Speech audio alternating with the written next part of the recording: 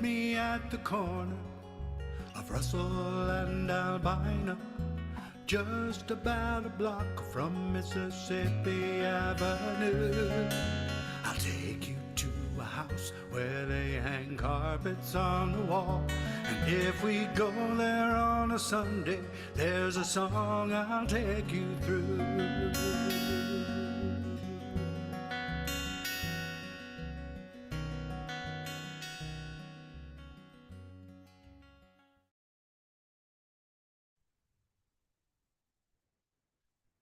Welcome to Open Mic America. I am Jason Baker, your MC for the day. Mike Simpson is our interviewer this evening. Capo Dave Williams is our engineer and also the founder of this show and the creator and builder of Dandy Hybrid Guitars, which we will hear about later in the show. Our mission is to support your local open mics, where you can go in person to see songwriters performing their original music. Tonight, thanks to technology, we get to travel all around the country and see those same performers in their own living rooms. Without gimmicks and frills, this is the DNA of American music, a tapestry of story and song that has been weaving us together for generations. And now, let's introduce our performers. Everybody wave when I say your name and where you're from, and hopefully I get your pronunciations of everything correct. Tom Cooney from Pennsburg, Pennsylvania. Jay Singing Spirit from Taunton, Massachusetts. Bill Hernandez from Portland, Oregon. Deb Westlow from Bulverde, Texas. Chris Steele from Newton, Upper Falls, Massachusetts. Bill Palmer from Murray, Kentucky. No, Jekyll Island, Georgia. Oh, well, that's interesting. It has you as listed here as from Kentucky. Yeah, well, it glad hasn't been you've updated. corrected that. Tom Maynard from Plaistow, New Hampshire. Robert Edgar from Sunnyvale, California. Cowboy Bob Uvello from Boston, Massachusetts. All right. Well, it looks like we're going to have a great show. You can find links to all the work of these artists on our website, openmicamerica.com, and on this YouTube video page. Well, let's get started bringing up someone I know, and our first guest is Tom Cooney from Pennsylvania. And let's see, his favorite open mic. And today we're going to make sure you know where these folks are locally or where you can see them virtually online. Tom's favorite open mics are Open Mic America, imagine that, and the Philadelphia Folk Song Society, Philadelphia Area Songwriters Association open mic. I like that one too, a monthly virtual one, and the Godfrey Daniels open mic, a classic, of course. So here's Tom Cooney. Take it away, Tom. Thank you so much. Am I unmuted? Can you hear me? We've got you now. Got it. Great. Super. Thank you. Jason, it's good to see you again, virtual or otherwise. Likewise. A prolific songwriter, Jason is, and just always a man with a message when it comes to picking up a pen. It's always good to see you. This song is, last time I was here, I was talking about a candidate song for my new release. And it wasn't that one. I won't mention it, but this is the one that won out. And on the last Tuesday in September, I'll be releasing my second album, and it's called I'm With You. And this is the title cut.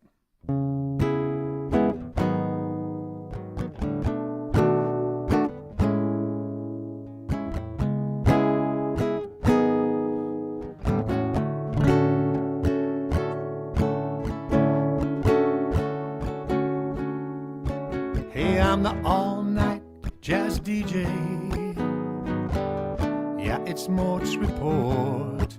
So keep that coffee on. I'm here all night long, right by your side. Of course.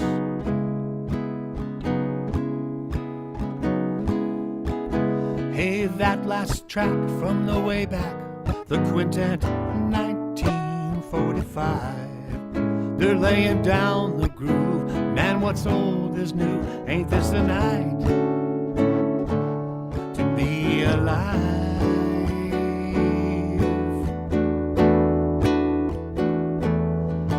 To those who are working hard on the midnight shift, to the night owls on the moon, to those rising early to seize the day, I'm with you, I'm with you.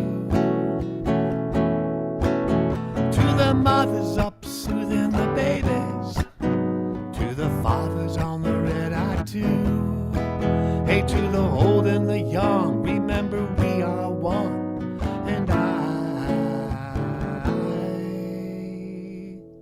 I'm with you. I'm with you.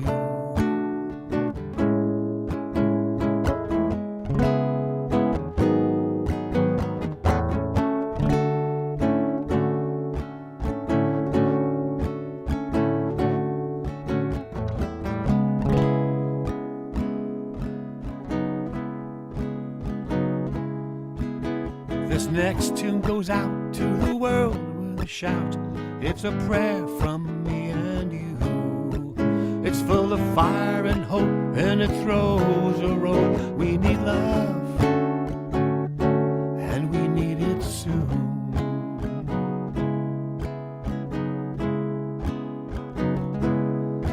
As we leave the night, it's all alright. It's an honor spinning songs for you.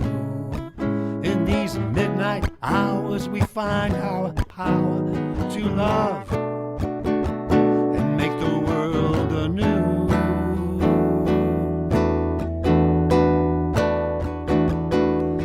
To those working hard on the midnight shift, to the night owls high on the moon, to those rising early to seize the day, I'm with you, I'm with you. Hey, to the fathers up soothing the babies, to the mothers on the red-eye too. Hey, to the old and the young, remember we are one, and I'm with you. I'm with you. I'm with you. I'm with you. We got a Art and Oscar and Django and Pat, baby. Miles and Train, baby, this is where it's at. I'm with you.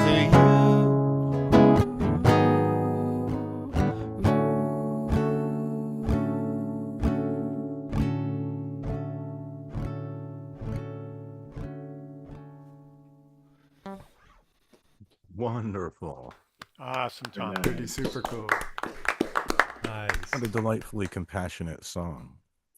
Yeah, thank you. Nice. I was inspired, obviously, by the overnight jazz DJs. We all listened to, some of us growing up. Yeah. Beautiful. That one in particular is dedicated to the great Mort Figa, a jazz bebop icon on radio during the 40s, 50s, and early 60s, and later in other parts as he started his retirement. And the first verse quotes his song on the all-night jazz DJ. It's Mort's Report, which was the title of his song. So the liner notes explain that, what the tip of the cap is for.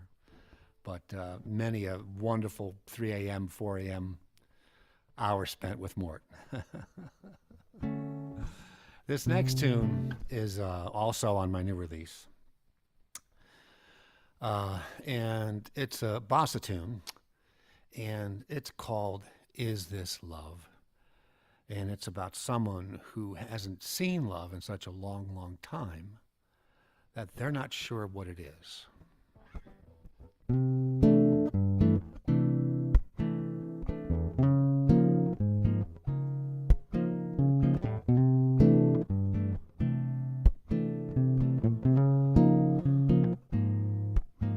We stroll in the sand this September afternoon, hoping to share words, but it just might be too soon. The world a dazzling prism as the sunlight holds your face. I can't wait another minute to say what I've come to say. Is this a love? I can't remember if it's true. Is this a love? Could you feel the same way too? If it's a love, there's one thing left to do. Take my words, my hand, and say I do. say I do.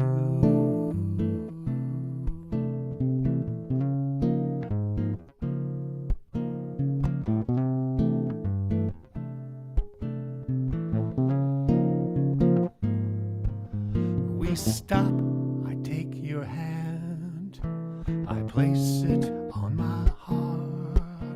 I say I'm just an old fool, but I think I've found my part. It's to cherish and honor you and make you laugh and sing and help your dreams come true. I just need to know one thing. Is this a love? I can't remember if it's true. Is this a love? Do you feel the same way too? If it's love, there's one thing left to do. Take my words, my hand, and say I do. And say I do. Say I do.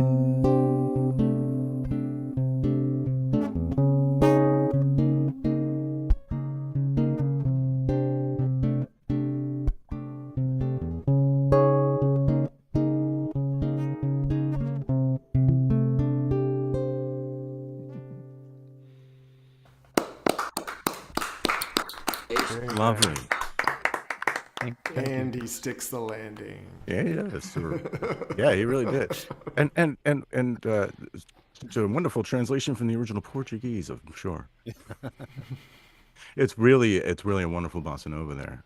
And now let's bring up Mike Simpson, and he's gonna talk to you for a few minutes and ask you about that song and other things, I'm sure. How you doing, Mike? I'm doing good. Thank you.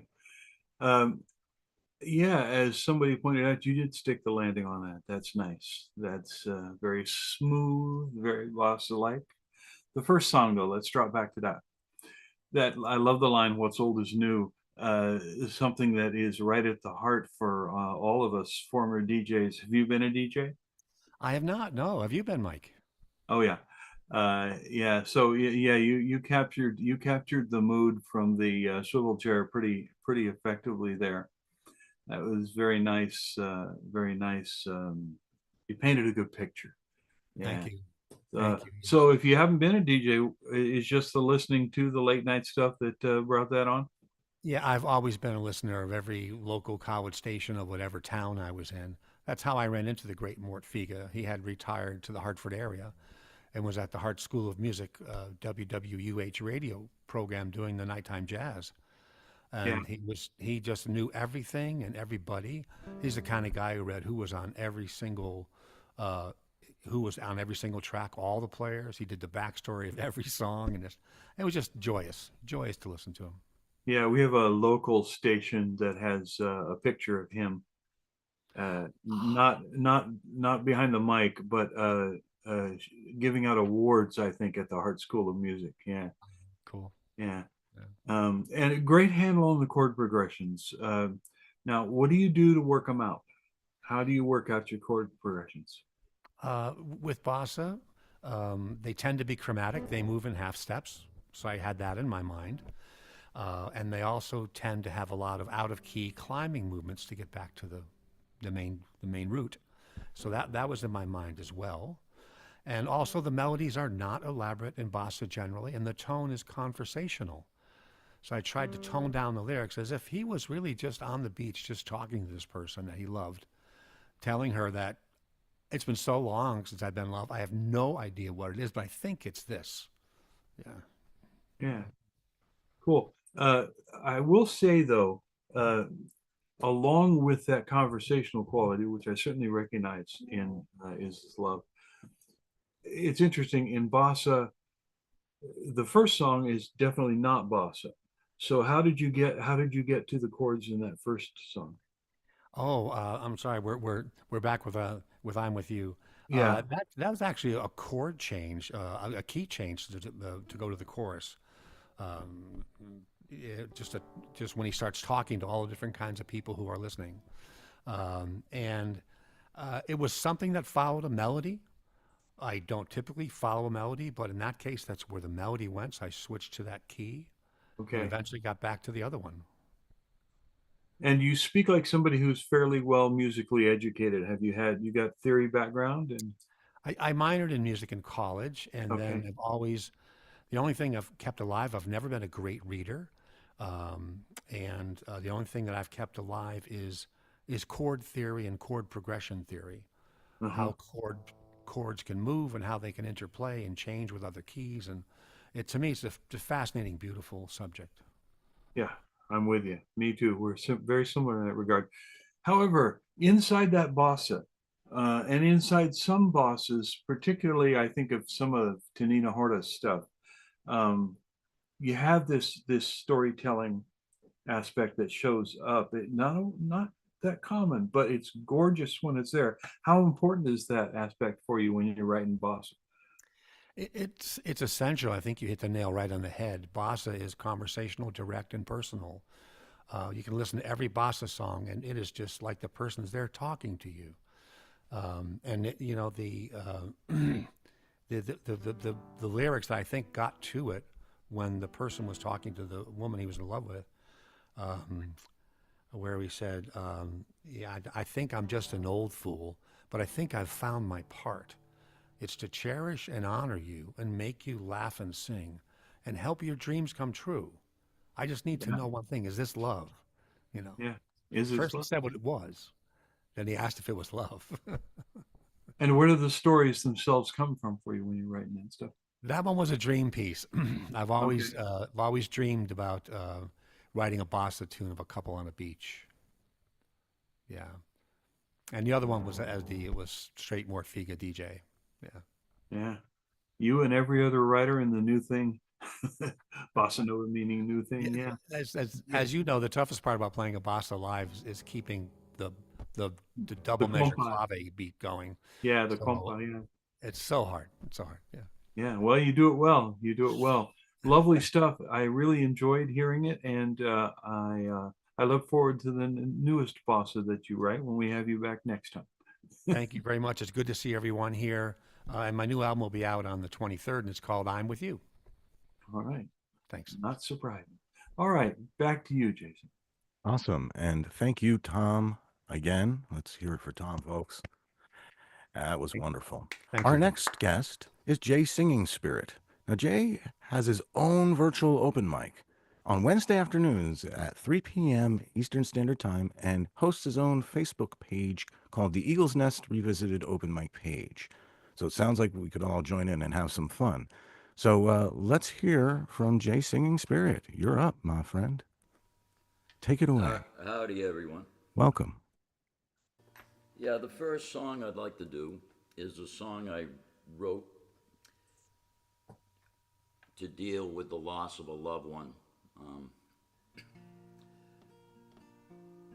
It's called Never Gone.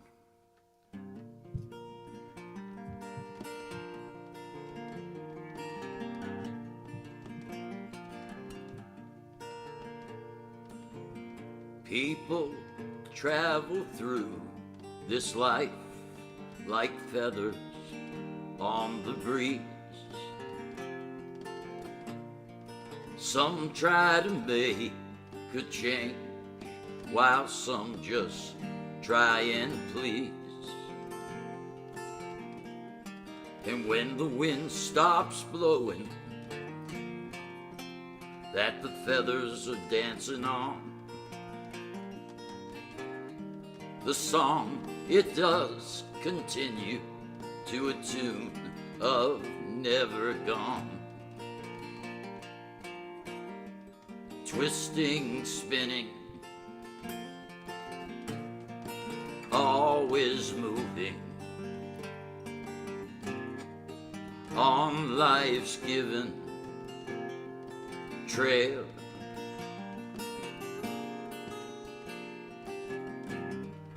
Till we reach our destined place and once again take sail, helping others along the way where loving care prevails. Traveling through both time and space, loving hearts can never fail.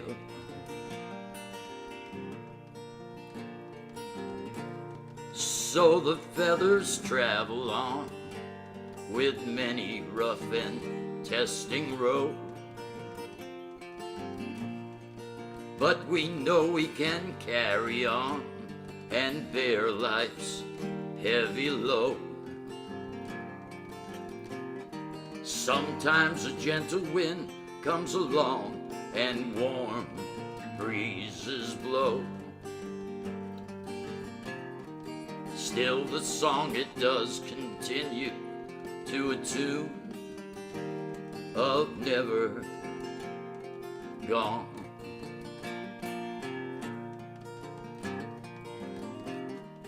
Twisting, spinning, always moving on life's given trail.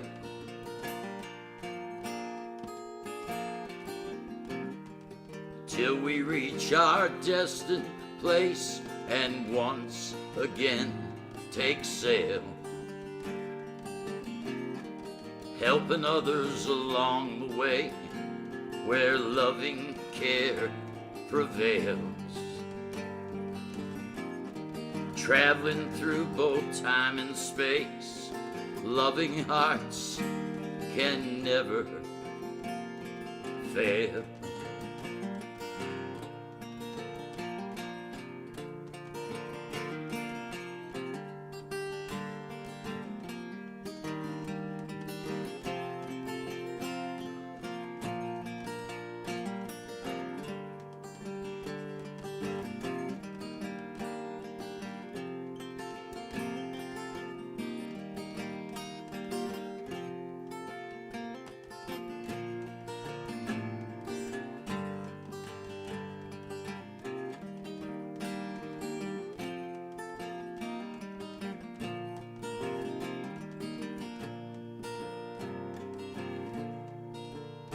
And so the feathers travel on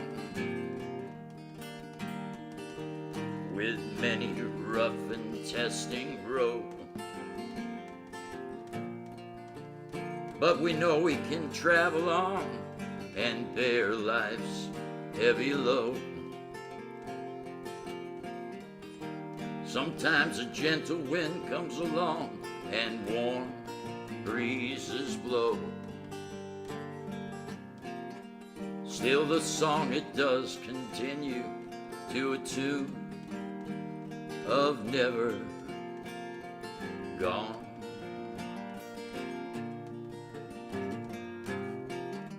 Twisting, spinning,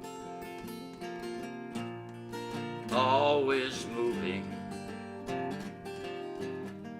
on life's given trail.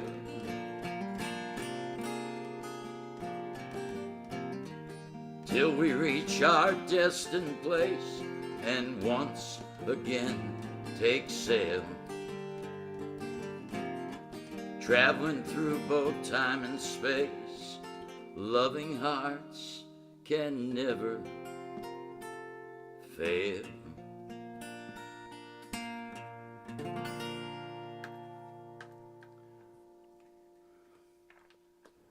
That was lovely. Lovely. Welcome, Jay. We seem to have a theme of compassionate songs here. That was great. You have another one for us, Jay? I have a blues song. We've had issues with coyotes up this neck of the woods. Of course, I am part Abnaki Indian, and So we deal with a lot of four-leggeds. So anyway, it's called Coyote Blues.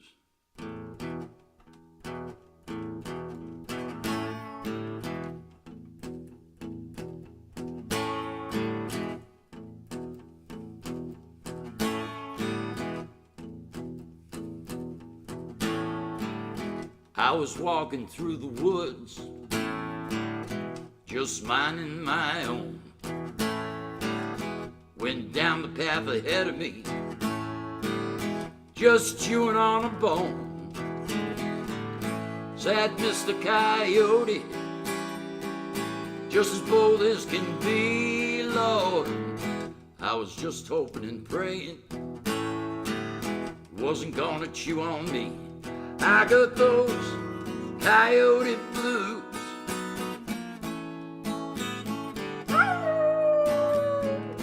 I got those coyote blues. So if you got a little chihuahua or a little baby cat, you better pay attention and know right where they're at. 'Cause the coyote comes out and he prowls at night, and just one of them might be enough to whet his appetite. I got those coyote blues.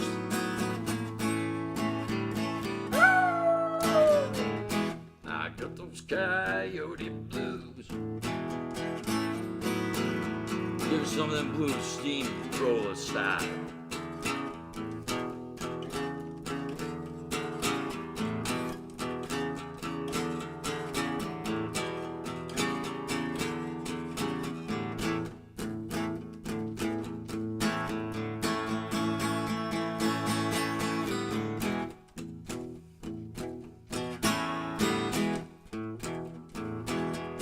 Well, I don't know what he's after, but I sure hope it ain't you or me. Take a tip from Singing Spirit, don't mess with Mr. Coyote. So if you're out with your family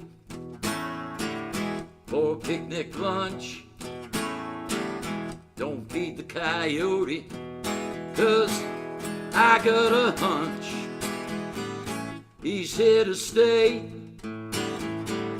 and he won't go away, no. And if you go ahead and feed him, you might be his next entree. I got those coyote blues.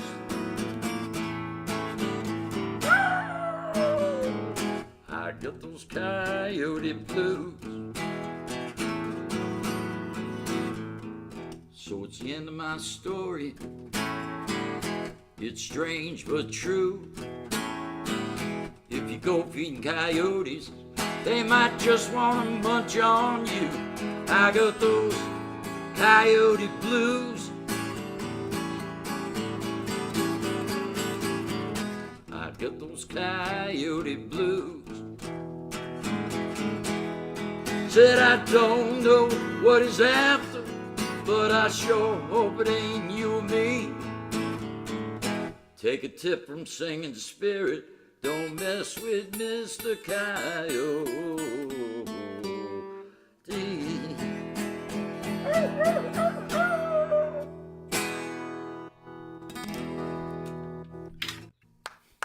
Oh yeah. That really sounds like a coyote. That's scary. Yeah, that's I would say it's a very impressive coyote impression. I've been around a lot of coyotes, and that's pretty good. There you go. Take it from Bill. All right. Thank you so much for that. Wonderful. And let's have Mike ask you a few questions here. And All right, thanks, Jason. So, Jay Singing Spirit Cunningham, I noticed right off the top when I don't know, if this is your first time here, right? Correct. Yeah. So you're not familiar with my tricks. I research the people, in preparation for the interviews. And I noticed right away when I looked online that we had some things in common that I was delighted about. First off, we are both clearly fans of Anne Sandstrom, who There is you go. been on here many times. She's wonderful. So your official tribal affiliation is Abenaki? Abenaki, out of Vermont and Quebec. Yeah. So is that Eastern or Western Abenaki? That's Western Abenaki. Western. Okay. Yeah. That's what I figured. First Peoples stuff. Yeah. Mhm. Cool. I have a family of friends who are about as completely Lenny Lenape as it's possible to be in these later days. Cool. Yeah. Anyway. Yeah, we do a few them. I also lead powwow drum. Oh yeah. We have like a 28-inch buffalo hide cedar powwow drum that I have me and 6 other guys sit around and we do powwows throughout the summer. Yeah. Cool. So it's a lot of fun. Have done a lot of that for my tribe. We do that too. Anyway, loss on that first song. Boy, I tell you, never gone. That opening line and the feathers just marks out the the ephemeral quality of our mortality very beautifully. How did that pop into your head? Well, I used to do a folk festival over here in Middleborough, Massachusetts, and it was called the Joe Davies Folk Festival. And actually, he was stricken with cancer, lung cancer, and I wanted to write a song for Joe. So, he crossed over, and I never got to finish the song. And Rick Page pushed me to finish that song within the last 3 or 4 years. But it's got a lot of meaning to me as far as dealing with the loss. It could even be a pet. Yeah, it doesn't matter. Well, the one thing that really struck me about that is a lot of songs about loss sort of start with the loss and then they kind of sit down and they talk about mood and they talk about that kind of thing. But your lyrics are very kinetic. Everything's going and moving and traveling, impelled by or reacting to or moving on from the loss. I really like that song, and that matches so well with your very decisive final lines in the bridge and the rest. Yeah. Yeah, it is to me, death is just another journey. Yeah. Feathers in the wind, brother. That's very nice. And I like you giving all of the giving all the Huape perfectly good warnings about coyotes. Yeah, you don't want to mess with coyotes. Yeah, I wrote that for Kids Safe Day here in Taunton. Oh yeah. And yeah, little kids don't know any better. They think it's a puppy. Right, exactly. They're not told. Yeah. So. Well, we have coyote in large numbers around here where I live, and we also have cats. So when we hear the sound, when we hear the chorus, we get all the cats inside. Where are you, in California or? In Northern California, yeah. Yeah. Okay. Yeah. I got a friend that lives up near Topanga Valley. Mm-hmm. He works for Nickelodeon, and he's a very talented artist, but you don't think he is, but he is. He's a very great songwriter, poet, and everything, and he needs encouragement. But yeah. Well, that's good, because I think you're a person who, like your other friend there, Rick, you're quite thoroughly, you're solid within the folk tradition, which you agree with that, I think, right? Yeah. Yeah. So you can answer this question for people who are trying to do this thing. What makes us folk players? What is the definition? Trying to deal with, life on life's terms, and I don't know, with a little dash of nature. Right. That's what I'm saying. You know, like I don't know. I'd have to resurrect Woody Guthrie and Pete Have them Seeger debate to it. find Yeah. out. Find out. That's right. But All right, my idol is Donovan. You know. Yes. Wonderful fella. Mm. All right. So thank you very much for bringing that to us. It's centered a little differently than what we get here sometimes, and I'm really grateful for people who bring that to us. So Jay, I hope that this will not be your last time that you come here. And so thank you very much. Two beautiful songs. And I'm going to hand you back over to Jason now. Thank you. All right. And thank you, Mike. And thank you, Jay, Singing Spirit. Just to note, I'm coming to you from Montpelier, Vermont, in the heart of Indokina. So it's a pleasure to meet you, sir. And speaking of geography, we're now going to travel across the country to the Pacific Northwest from Portland, Oregon. He likes to go to the Influence Music Hall open mic every Friday night in Hillsboro, Oregon. Every Friday night. Now that's some dedication. Maybe not every Friday night, but perhaps every Friday night. Let's give a warm welcome to Bill Hernandez. Hey, thanks everyone. Actually, that Influence Music Hall open mic's been going on for 18 years. We just celebrated 18 years. But anyway, I'm going to do a couple songs here. This first one is called You Don't Know. And I've always been a fan of an old Eddie Arnold song called You Don't Know Me. I just kind of like the whole concept. And this is just my version of it. It's called You Don't Know.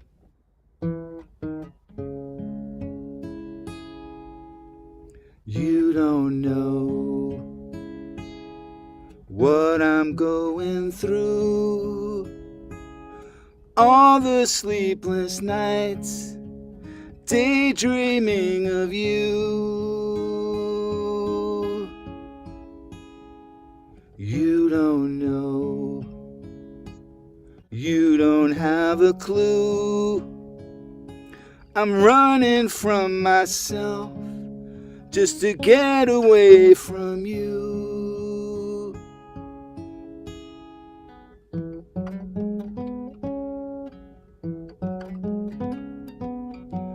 I'll write your name across the sky. I'll build you towers miles high. I'll sing a million lullabies. I'll be your every sunrise.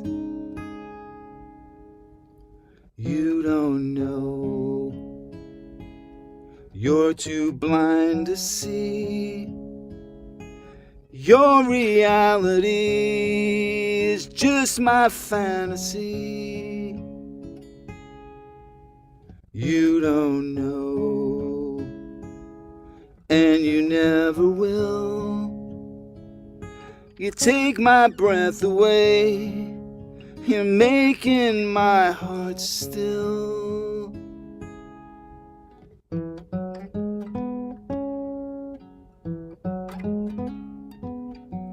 I'll write your name across the sky.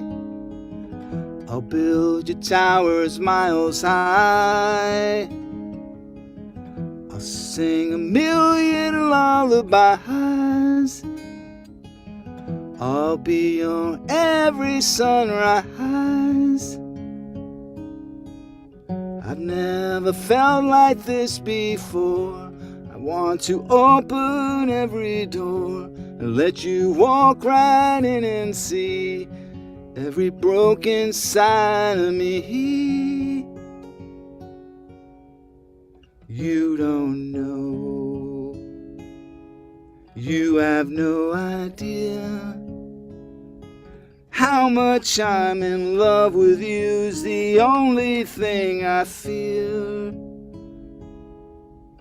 How much I'm in love with you's the only thing I fear.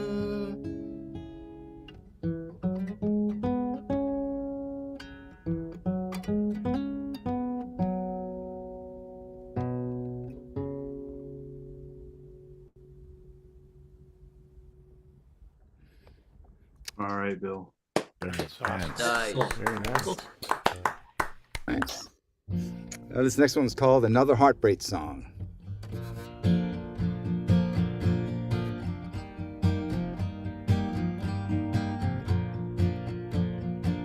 I tried to ask you about our situation. I tried to ask you if we were one, but you avoided that conversation before it even had begun. You never asked me or took an interest in things that mattered most to me. So I can't be there to pick up the pieces. Are there any left of you and me? I'm not saying that I'm right. I'm not saying that you're wrong. I guess all I'm really doing is I'm sitting here and I'm writing you another heartbreak song. Why would you think that I would care to hear about your past affairs? Maybe we all have one thing in common. Maybe we all tried to make you care. I'm not saying that I'm right. I'm not saying that you're wrong. I guess all I'm really doing is I'm sitting here and I'm writing you another heartbreak song. And if you ever change your mind, or you ever find the time, maybe we both can pick up what we've left behind. But I know you have better things to do than to listen for any clue. Maybe you'd find out what went wrong. Maybe you'll finally hear one of my songs. I'm not saying that I'm right. I'm not saying that you're wrong. I guess all I'm really doing is I'm sitting here and I'm writing you another heartbreak song. Another heartbreak song. Another heartbreak song.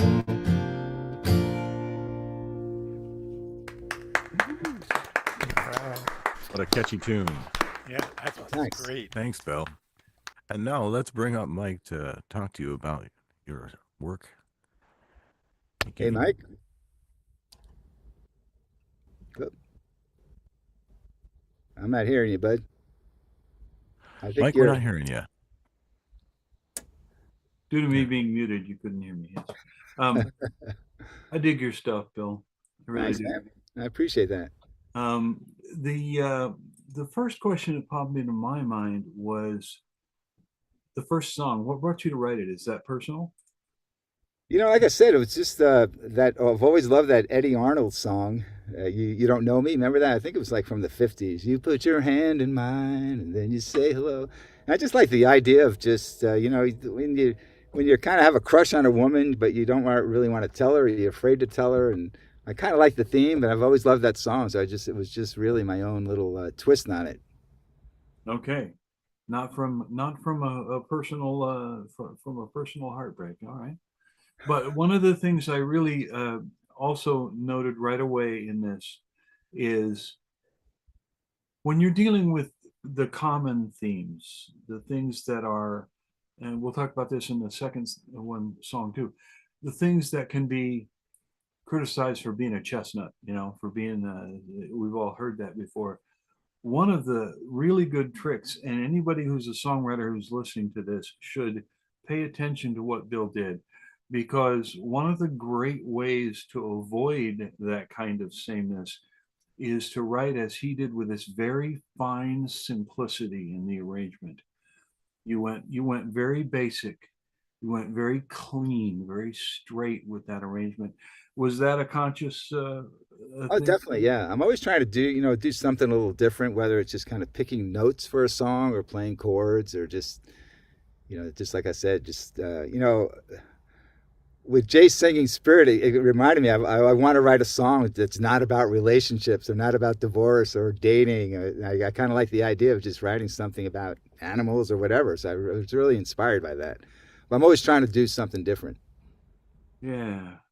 Well, I mean, and in your online presence, you talk about early influence being, seeing the Beatles, like so many of us, seeing the Beatles on television there with Oh man, yeah. that Huge Beatles show. fan. Huge. Yeah, and then Elton John as a more recent one. Yeah. Who else is inspiring you most recently? Actually, my favorite musician is jazz guitarist Pat Metheny. I've Oh, seen him like 20 times, and there's just something about that guy's music is just it ranges from just beautiful ballads to really hard rock, and just to watch him move on the fretboard. I mean, the guy is just a master, and yeah. he just inspires me so much. And I remember taking my two. I have two daughters, and I took them to Pat Metheny. They just weren't into jazz. They just thought he played one song the whole night, but I'd say Pat Metheny is really like my old. I've seen him like 20 times. That's cool. Well, let me offer a piece of advice if you don't mind. Yes, please. What you want to do is look up where he's playing in jazz um, festivals, those kind of things. Because if you catch him there, he teaches workshops, and I've taken a Wow, number of his workshops.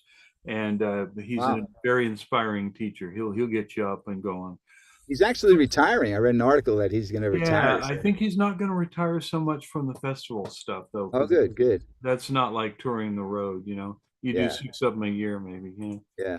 that which will seem a lot like retirement to him, I'm sure, after running 220 days for all these years. Yeah, yeah. Second song, another good dodge of the chestnut kind of thing.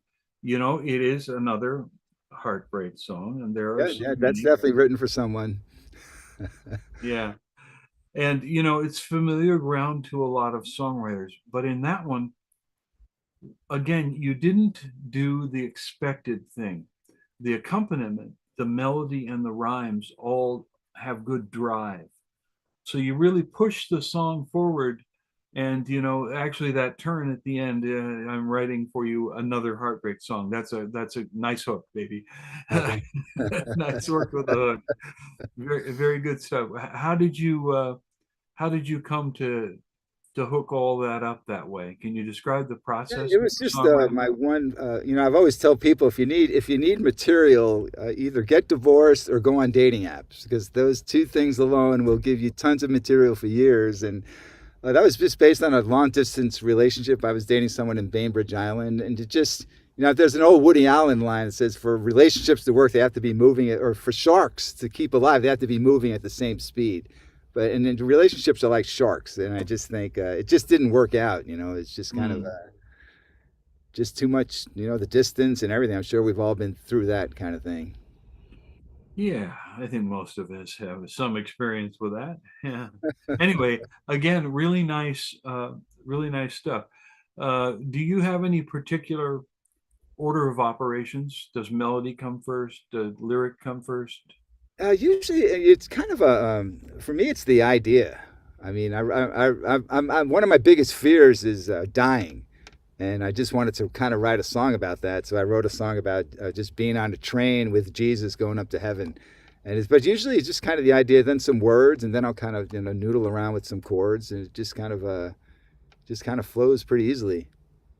Hmm.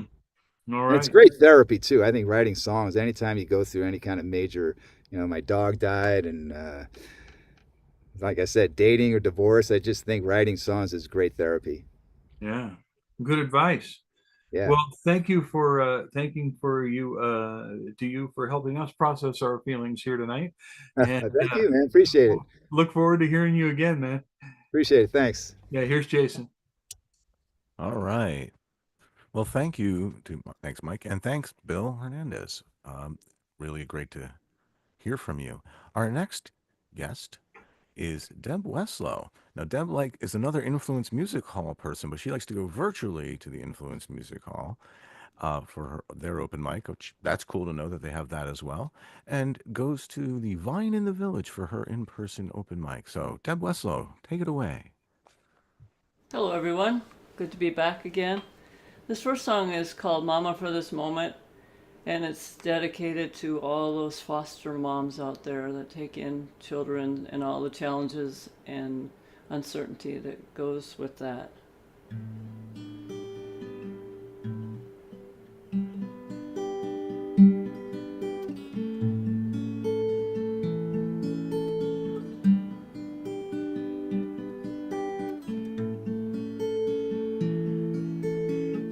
Sweet little man, it breaks my heart. Things weren't fair from the start. All you owned in a garbage bag. When you arrived, swaddled in rags.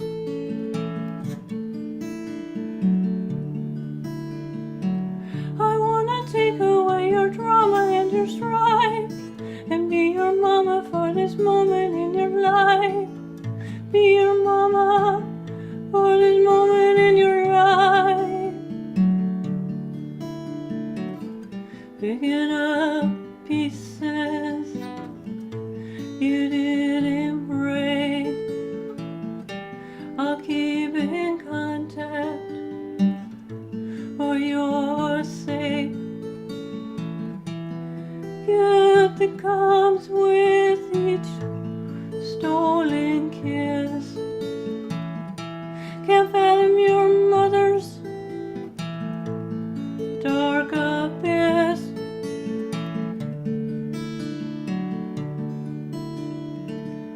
Wanna take away your drama and your strife, and be your mama for this moment in your life. Be your mama for this moment in your life. Daily roller coaster of emotions. To keep you safe, I move oceans.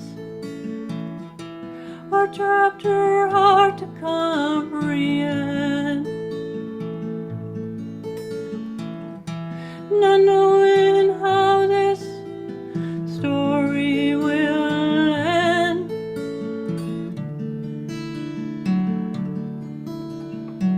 I wanna take away your drama and your strife, and be your mama for this moment in your life. Be your mama for this moment in your life. Sleep well, dream big, little one. Your future has just begun. I'll give you all my love, I will, and be your mama for now, and be your mama for now.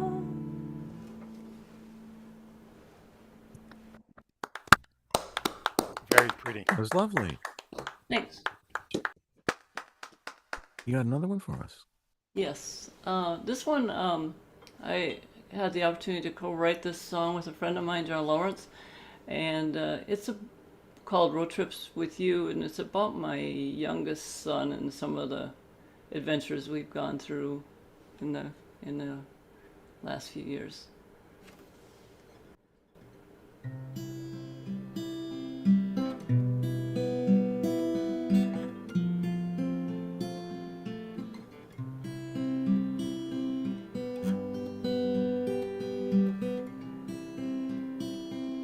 Glancing at you from the passenger seat, thinking about road trips, bittersweet. Our time together is slipping away, faster than my markers on highways. Singing Taylor and Zach Taylor horse, detouring through our lives'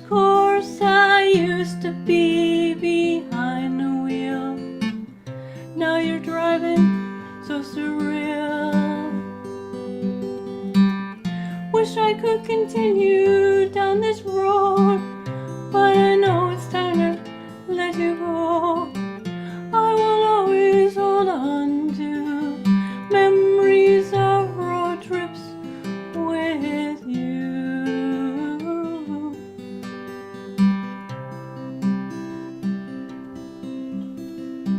Surviving motels and fast food fare, going 90 on our journey there, from oceans to 10,000 lakes.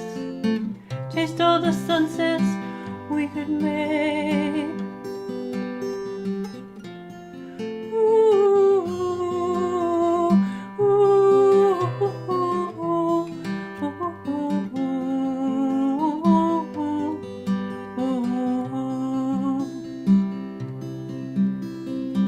your life crammed in the trunk of my car. This college trip, hard as by far. Was goodbye, I head back home. Tears fall as I drive there alone. Wish we could keep driving down this road, but I know it's time to let you go. I will always hold on to memories of road trips with you.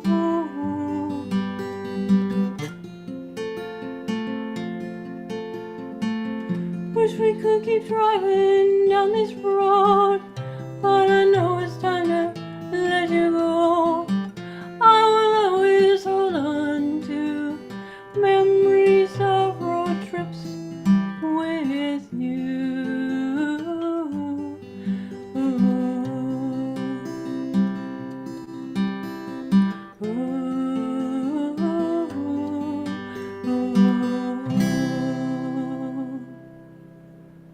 That's so sweet. Yeah, beautiful. Lovely. That's That was wonderful, Deb. Thank you so much. It was beautiful. We're going to bring Mike up to talk to you here now. Deb Westlow, good to see you again. Good to be back. Yeah. You know, just hope I never, ever am on stage and have to follow you playing that song. Because I'll just be choking up. I'm sure I'm not the only one with damp eyes here. Yeah, it was hard to play that one. Yeah, sure. I noticed that. Hello, take a breath before you answer my questions.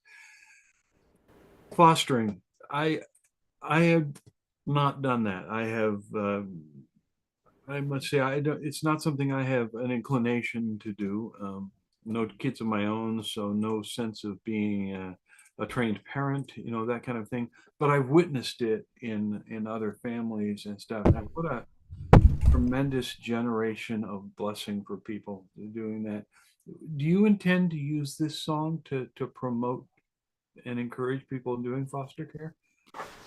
Well, look, I got the idea. One of my friends fosters children, and has been doing it for quite some time. And that's actually how I got the idea for the song. She had put in a Facebook post, "Mama for this moment." Of course, being a songwriter, I grabbed onto that real quickly. I think I wrote the song in about 20 minutes. Yeah, I would like to do that. Use this kind of as a forum to promote people. I mean, there's so many challenges, so much uncertainty, and just the people that have that generosity to take in children, and not knowing what's going to happen. That's right. Yeah. It's very, As you point out in the song very beautifully. Yeah, that's some kind of gift, being able to do that. And it's interesting to me. One of the things, I always do is I always look up stuff, and I've looked on your website before and, stolen, I've asked you about military service and some of the other things like that I found on there. But this time I decided I was going to ignore all that. And all I was going to do was go and listen to your posted music. And so I did. And I listened to 3 songs in particular. And I noticed, and your second song falls in this category too. You really have a hold of writing songs about beginnings and restarting. And then I went back and I read your bio and I looked at some of the stuff on it about things that happen in life that have obviously you battles you fought.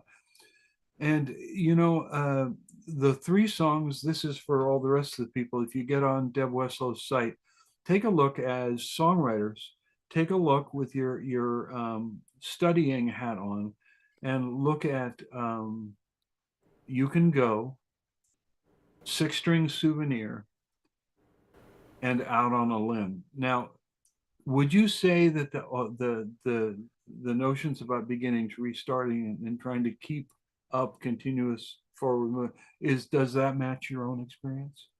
Yes, yeah. I'm basically, with multiple cancer diagnoses, I kind of had to come up with something new to do, Yeah. my new normal. And yeah, I've done a lot of restarting of things. Well, so inspired by the last one, Out on a Limb, what's the current latest limb you are out on? Just playing music at all sorts of different places. It's been great. I've had a great time. Yeah. Well, it's a great time having you here on Open Mic America. I really enjoy hearing what you have, and thank you so much for honoring us with your presence. Thank you for having me here. Yeah, we'll see you again. I have no doubt. All righty. Wonderful, Deb. Thank you so much for joining us. And let's bring our next guest on. Now, there's another. I'm making sure I'm reading the open mics correct. So, Chris frequents Jay's Eagle Nest Revisited open mic on Friday. He does his. I guess that's his Facebook page, and he will be on most Fridays at 5 p.m. So you can catch him virtually on there. In person, he likes to go to Ward 4. In Ward 4 in Auburndale, Massachusetts. I assume that's a club called or a place called Ward 4, as opposed to you just go into a political district and pick a corner and get up on your soapbox. The pub called Ward 4 happens to be in Ward 4, so there you go. Okay, Wednesday nights. All right, well, let's welcome Chris Steele and share some songs with us, Chris. Thank you. Thank you so much, Jason. And Deb, you are a very, very hard act to follow. I'm going to recalibrate here just a little bit, if that's all right.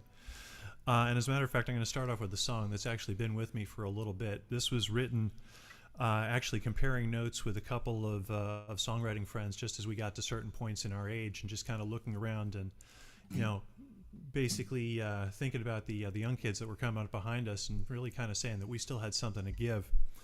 So this is called Damaged Goods.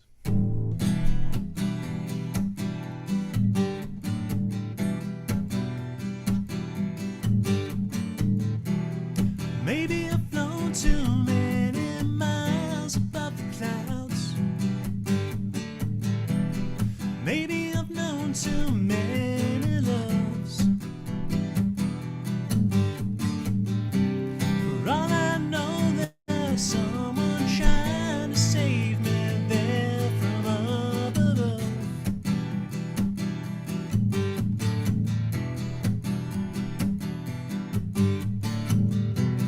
Maybe I've got too many loads upon my back to ever want to walk upright. Too many scars upon my soul to feel that everything's alright. Alright.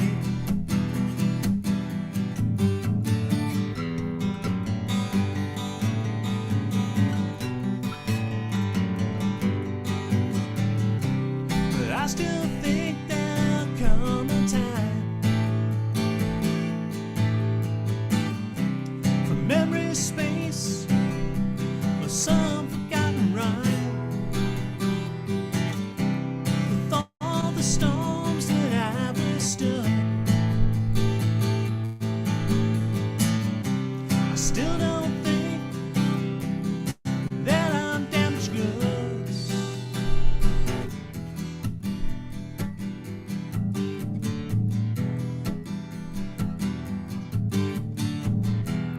What if the dreams we made were castles in the sky?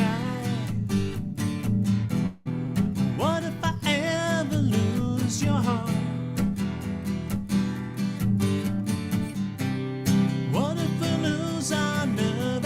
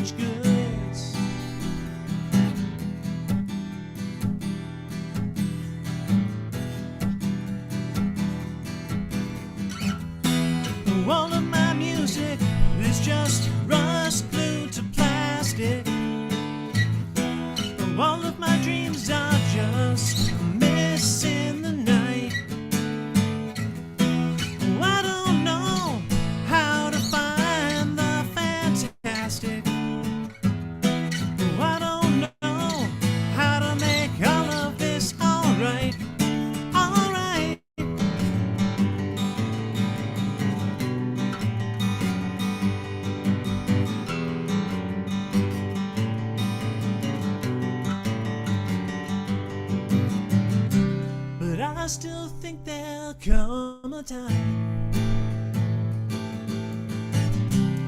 and I know that we'll see the signs. You'll finally see I said you would. I still don't think that I'm damaged goods. No, not damaged goods. No.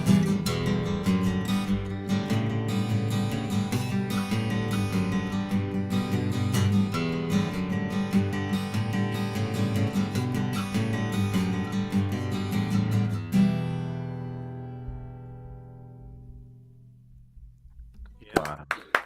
Very nice. I love that Great one. vibe. Great vibe Great to that song. song.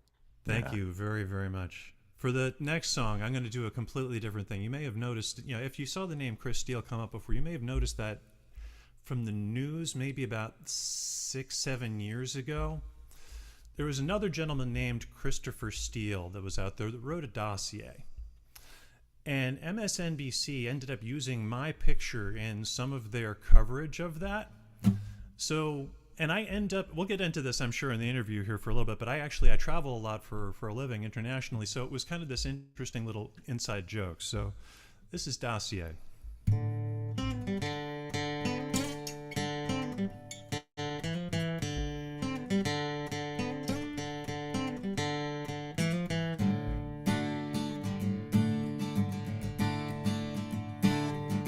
It's a funny life I lead. Fly back from Baku to get the wrist I need. Turn on the news to see. That's me on the TV. Yeah, EMR to GTA to PRC. It's just a normal working week now, can't you see? It's an easy mistake to make, to think MI5's got me on the take. Just an ordinary guy, never mind the miles that I fly. Dossier, never thought I'd be this way. Get my little fame. Someone else has got my name. Dossier, no one's looking around for me. No, not CIA or KGB. Someone else has got my name. Nameless, faceless to the airport before 10. I'm on that Hoosier and Frankfurt once again. Oh, I know there must be stories on the way. You might think so, I couldn't possibly say. I'm simply no one, invisible's my friend. Play out my backstops right into the end. For all life throws in my way, it's just a routine dossier.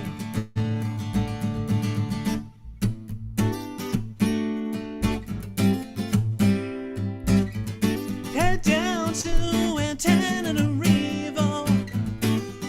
Baby, why don't we go?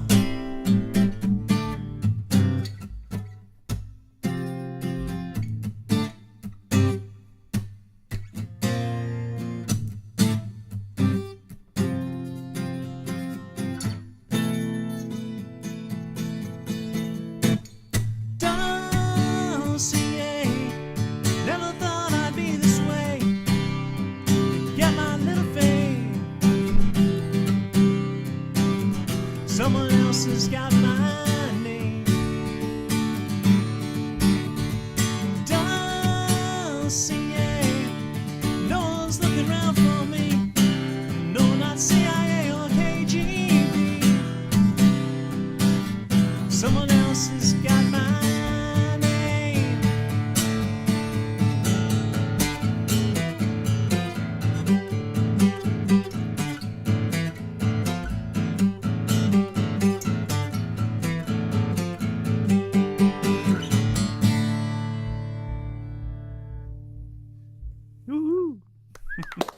Catchy stuff.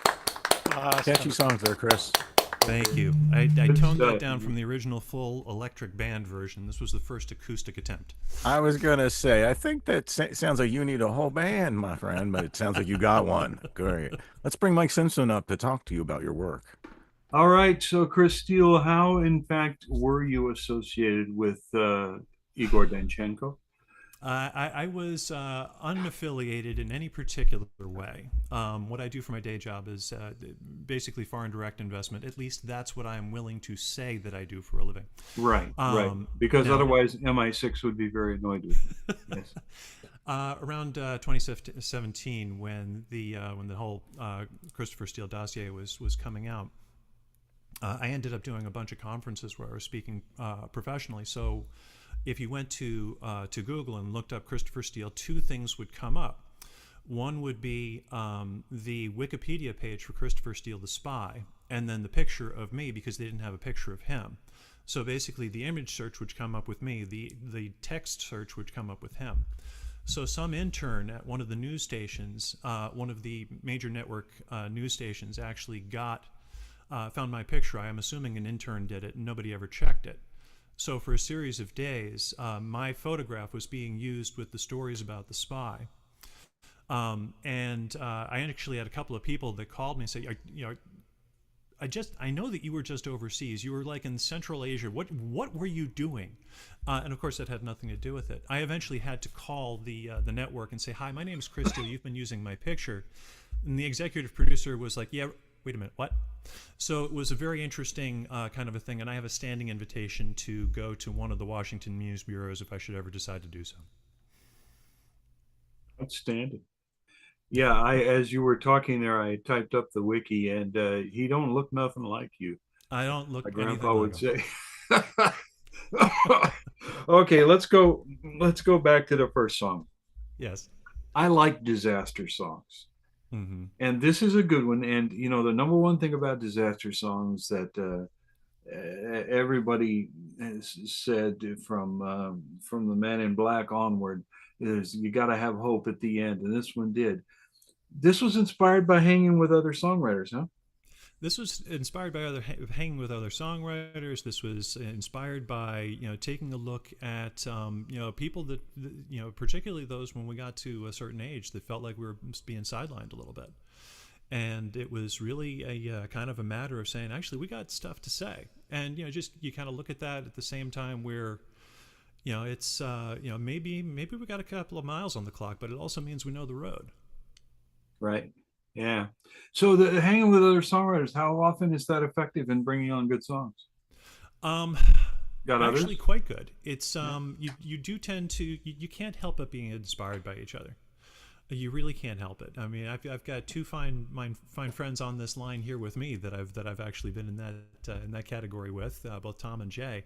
So it's you push each other, and by the same token, you're hungering for hearing what that person is going to come up with next.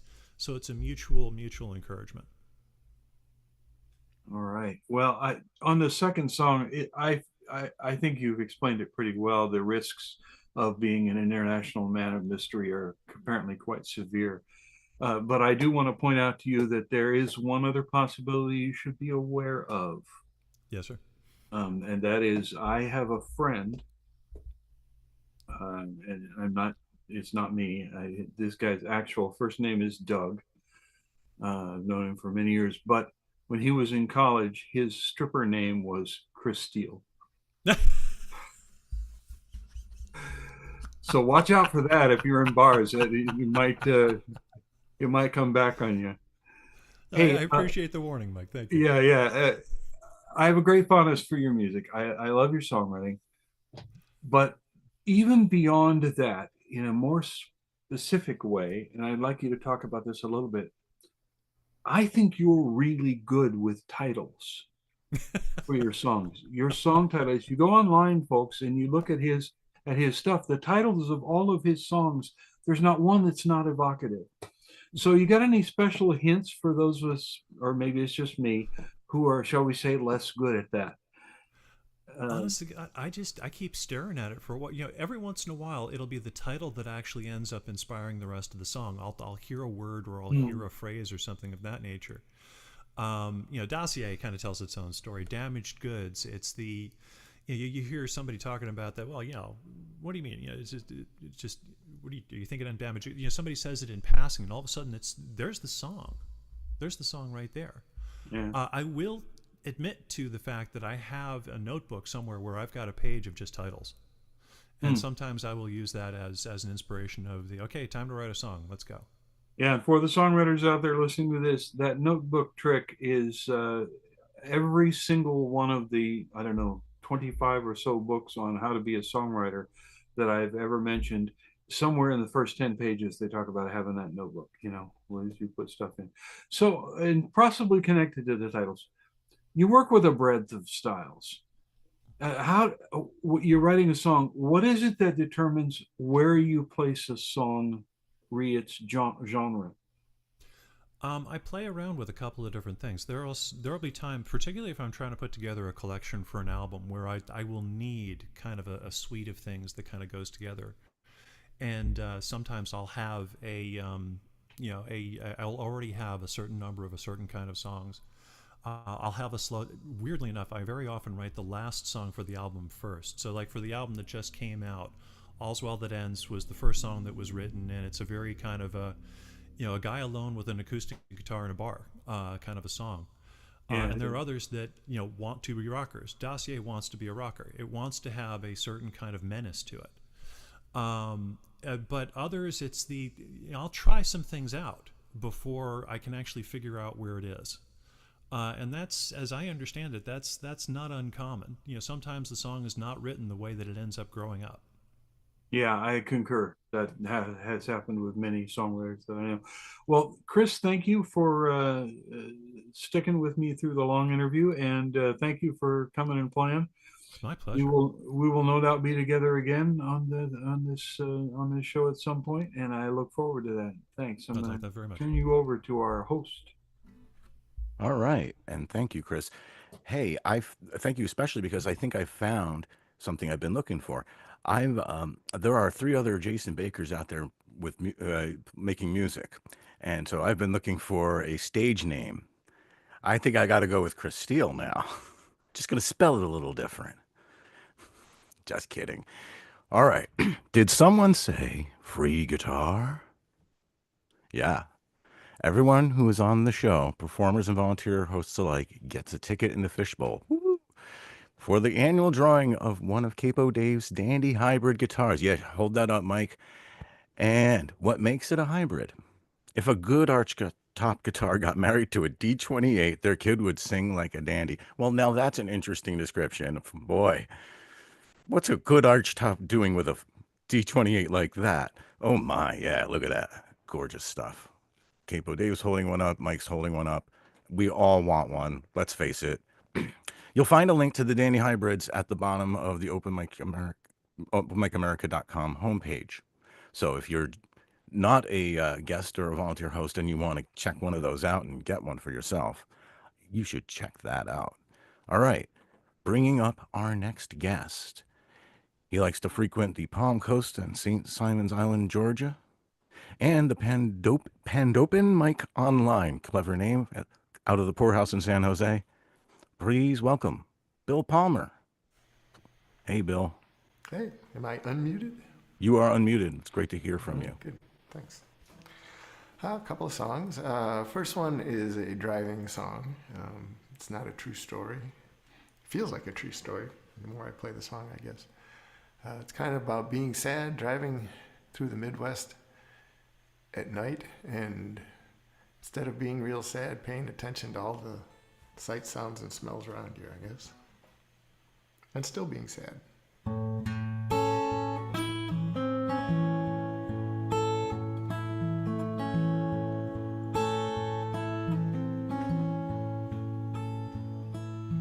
gonna miss you in the summer. I'm gonna miss you in the fall. I'm gonna miss you in the morning. I miss you when you call. And I'm driving through Memphis in the middle of the night. smell of cut hay and rain makes a thick perfume, and my eyes are heavy. I'm looking for a room, and I'm driving through Memphis, windows down in the middle of the night.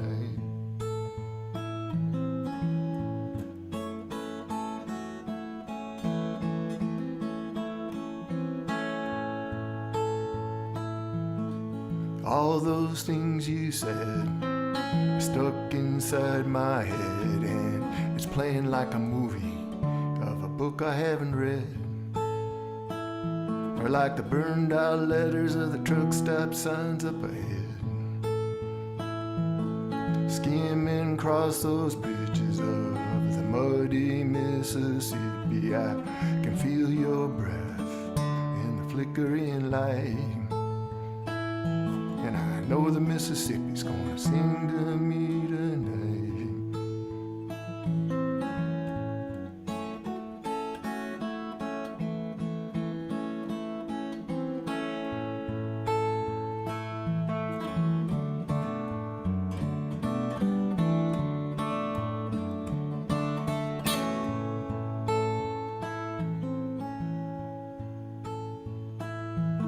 The hissing of the rain and the singing of those tires and the stinging smoke from the smoldering fire keep me awake through the night in the darkest hour. Skimming across those bridges of a muggy Mississippi, I can hear your voice, it's ringing in my ear. In the rearview mirror, our bridges slowly disappear.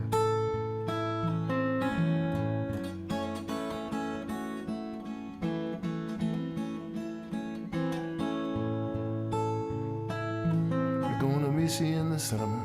I'm gonna miss you in the fall. I'm gonna miss you in the morning. I miss you when you call. And I hope you'll call driving through Memphis in the middle of the night. Driving through Memphis, windows down in the middle of the night.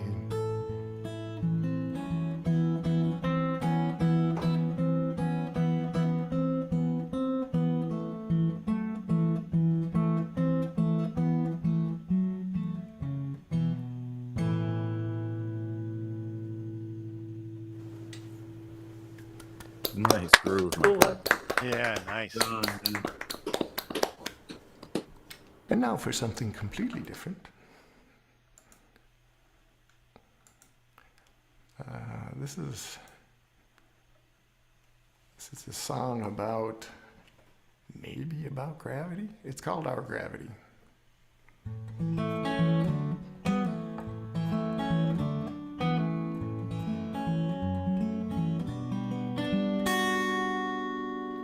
Gravity's just a dip in the road of space and of time. And the roads that we all travel, well, we travel blind. It's gravity, well, it's gravity. It's gravity that makes us fall. The light from Jupiter is older than from the sun. And when we fall on Jupiter, we fall faster. It's gravity that says how fast we fall. It's gravity that collects us all.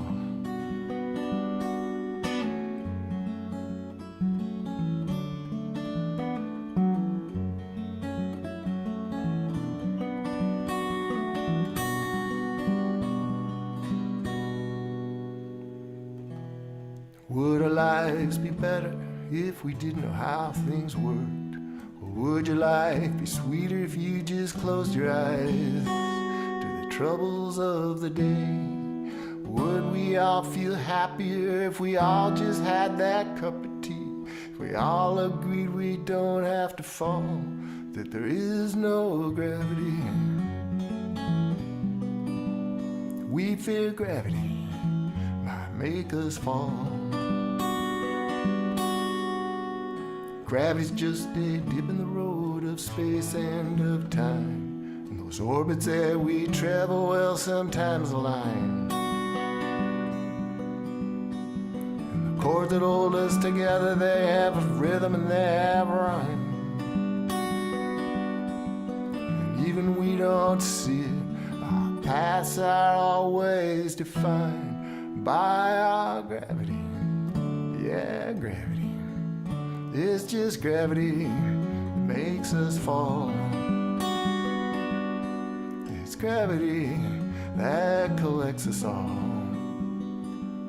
Without gravity, we're nowhere at all. It's just gravity, there ain't no thing at all.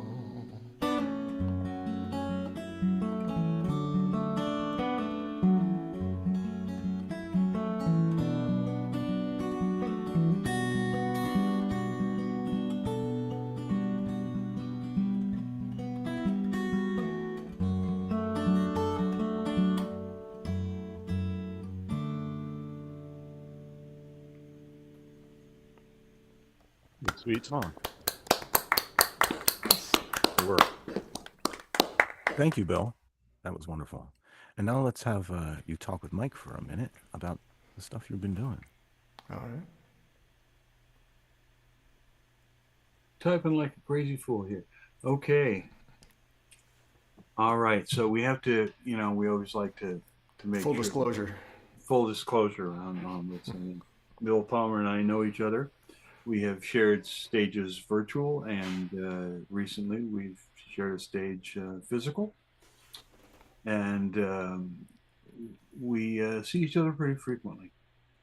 So just in case somebody thinks later on that I'm being easier on Bill than I am on the other people in the interview, I'll try to make sure I avoid that. His cousin Joseph Palmer asked me to run him hard and put him up with it. So what we're going to do here is I'm going to throw a little bit out about the first song, and then do the same. I'll do the same later for the second song. But in between each time, would you just go ahead and run us through the birthing process for these two songs in terms of how they're put together? Now, the first song, very painterly. Yeah, it definitely is. In a former life, I was an English major and a poet, I guess, of some kind, and this probably comes from there. I later became a guitar player, and so this is probably from there.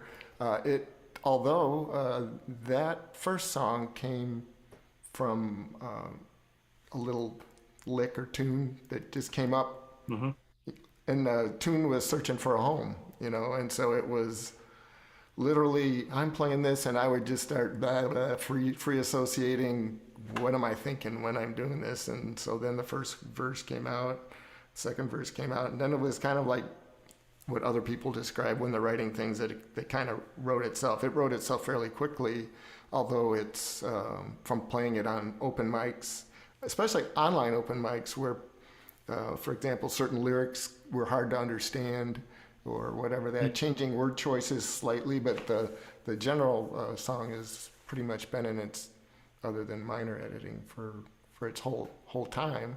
And then the second song. Well, hang on a second. Oh, okay. So still about the first song. Yeah. Backgrounding, you have done a lot of driving through the Middle and Eastern states, and particularly, did that affect the song? Did it add to the song? Oh yeah. I mean, I guess when I had an old 1973 70 Volvo, and I went everywhere in that car. The car was indestructible, and I would drive Colorado. I lived in Chicago at the time, but I would drive to the south. I would drive everywhere, and long trips were long trips. Just me and a couple of my friends, we did a lot of long distance driving at night and through different parts of the country, but a lot of it in the Midwest. And this song is about driving through the Midwest and the South, which is especially rich for sights and sounds and smells and that kind of thing. Yeah. Okay, second song. I know that you have something of a science background. I am an engineer in another life. You're an engineer, right? Yeah, and you play this song. You played it regularly in front of a notable physicist, a PhD physicist. Yeah, and he's never a regular on here, Andy Karn, Yeah. on that. So how does that work out when you're writing a song like that? Well, that song didn't start out being physics related, and actually, when I'm singing this song, this isn't about physics, but everything that's, as far as I can tell, that's related to physics in this song is true. So actually, this is a song going back, I guess, to my English background. If I would have pursued an advanced degree in English, I would have pursued the craft of writing on more than one level, having a literal level and then maybe even painting another story with the images behind it.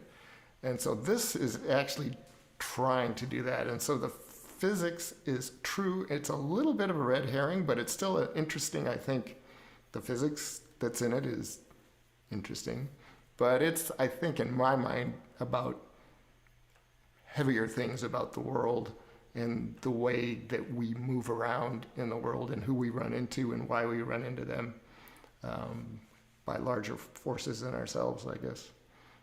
Not necessarily gravity, but it could be gravity. All right.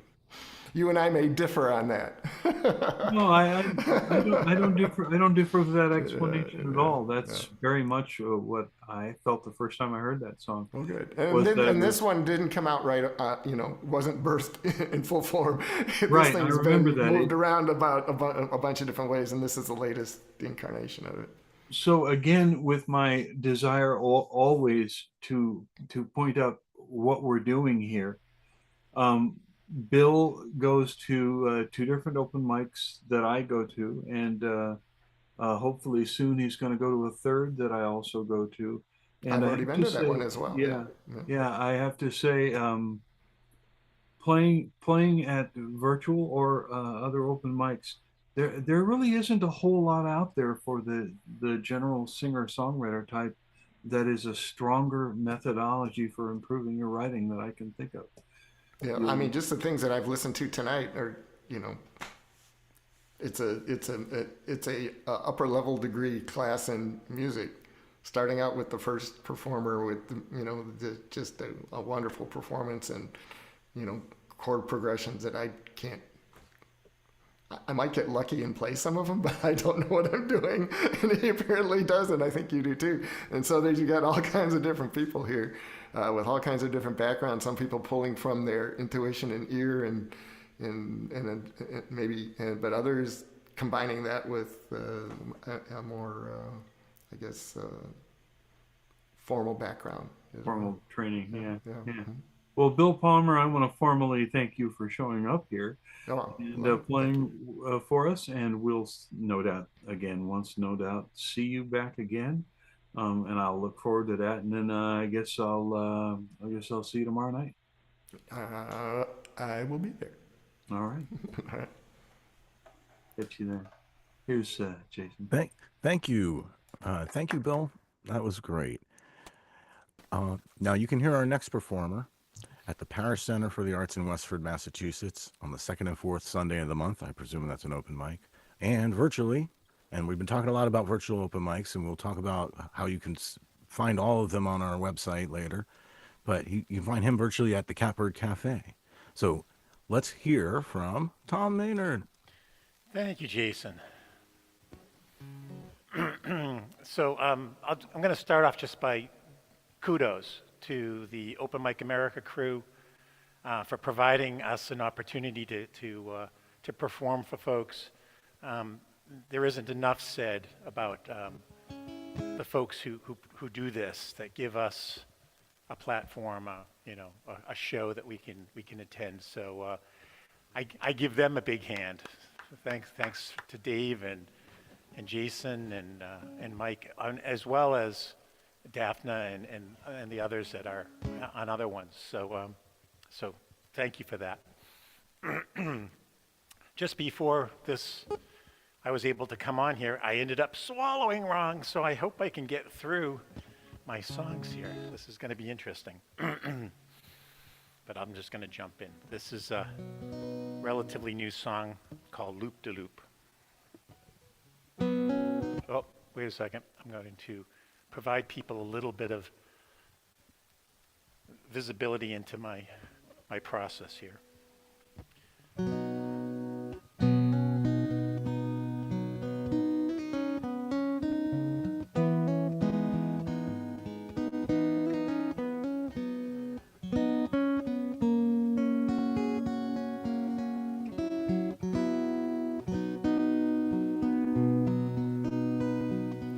Loop-de-loop,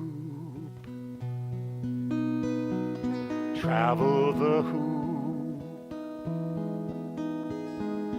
another year, still standing here, looking for more, searching hard for another sight, a bird in flight. And the hands circle round and round on faces in the lost and found. Search for secrets in the sound, sand slowly slipping down.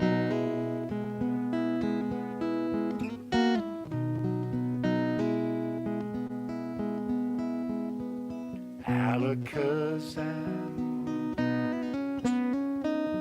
over the dam, too much to say, words drain away, open sesame, where is the key? A magic door, back to before. The hands circle round and round on faces in the lost and found.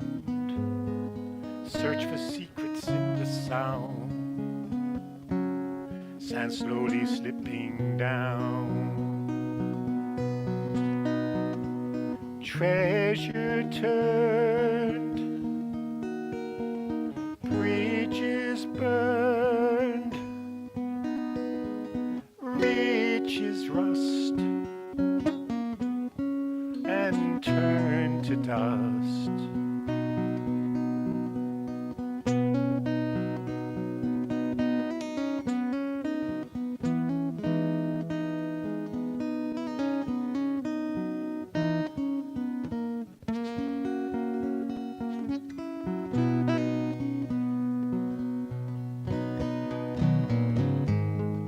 Hands circle round and round on faces in the lost and found. Search for secrets in the sound, sand slowly slipping down, and the shadows stretching out so long till the horizon steals the sun.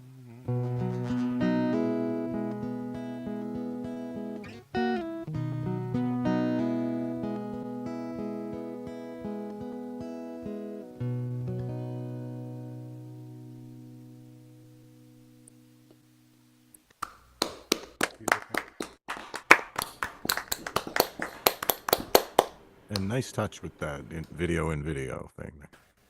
Yeah, you know, it sets me apart a little bit, right? So this is a newer song. This is called The Moon. Not quite as fancy and catchy as Chris Steele's titles for his songs. This is called The Moon.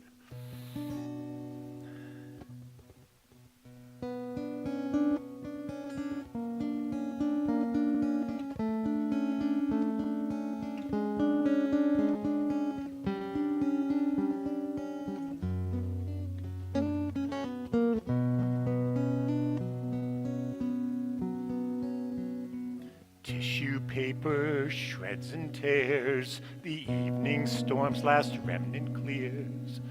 Ripe and full, late summer moon spills liquid light, fine silver true. Pearly rays across the field, a spell to yearning eyes revealed.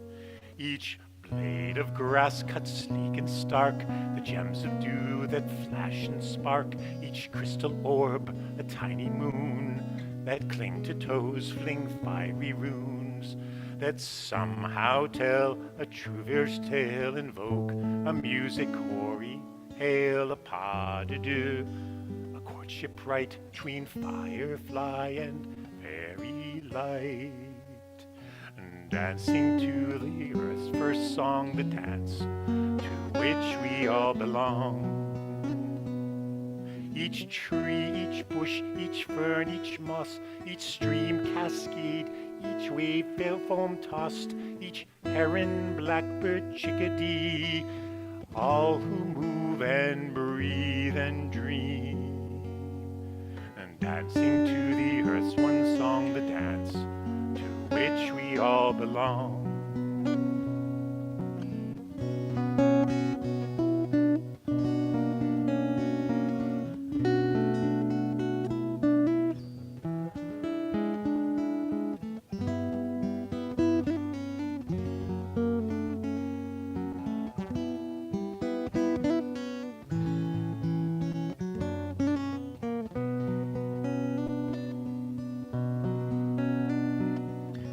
My love there hides a pearl, it lies where tides and currents swirl. A pearl, the moon there shining bright, in the depths a single light, just beyond the finger's tip, where lungs burn and heartbeats skip, just within a lover's dream, where longing may our fates redeem.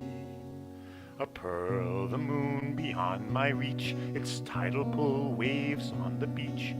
Though I have no right to claim, I offer in my dreams a flame, a star to hang in darkest night, that star and moon may both burn bright.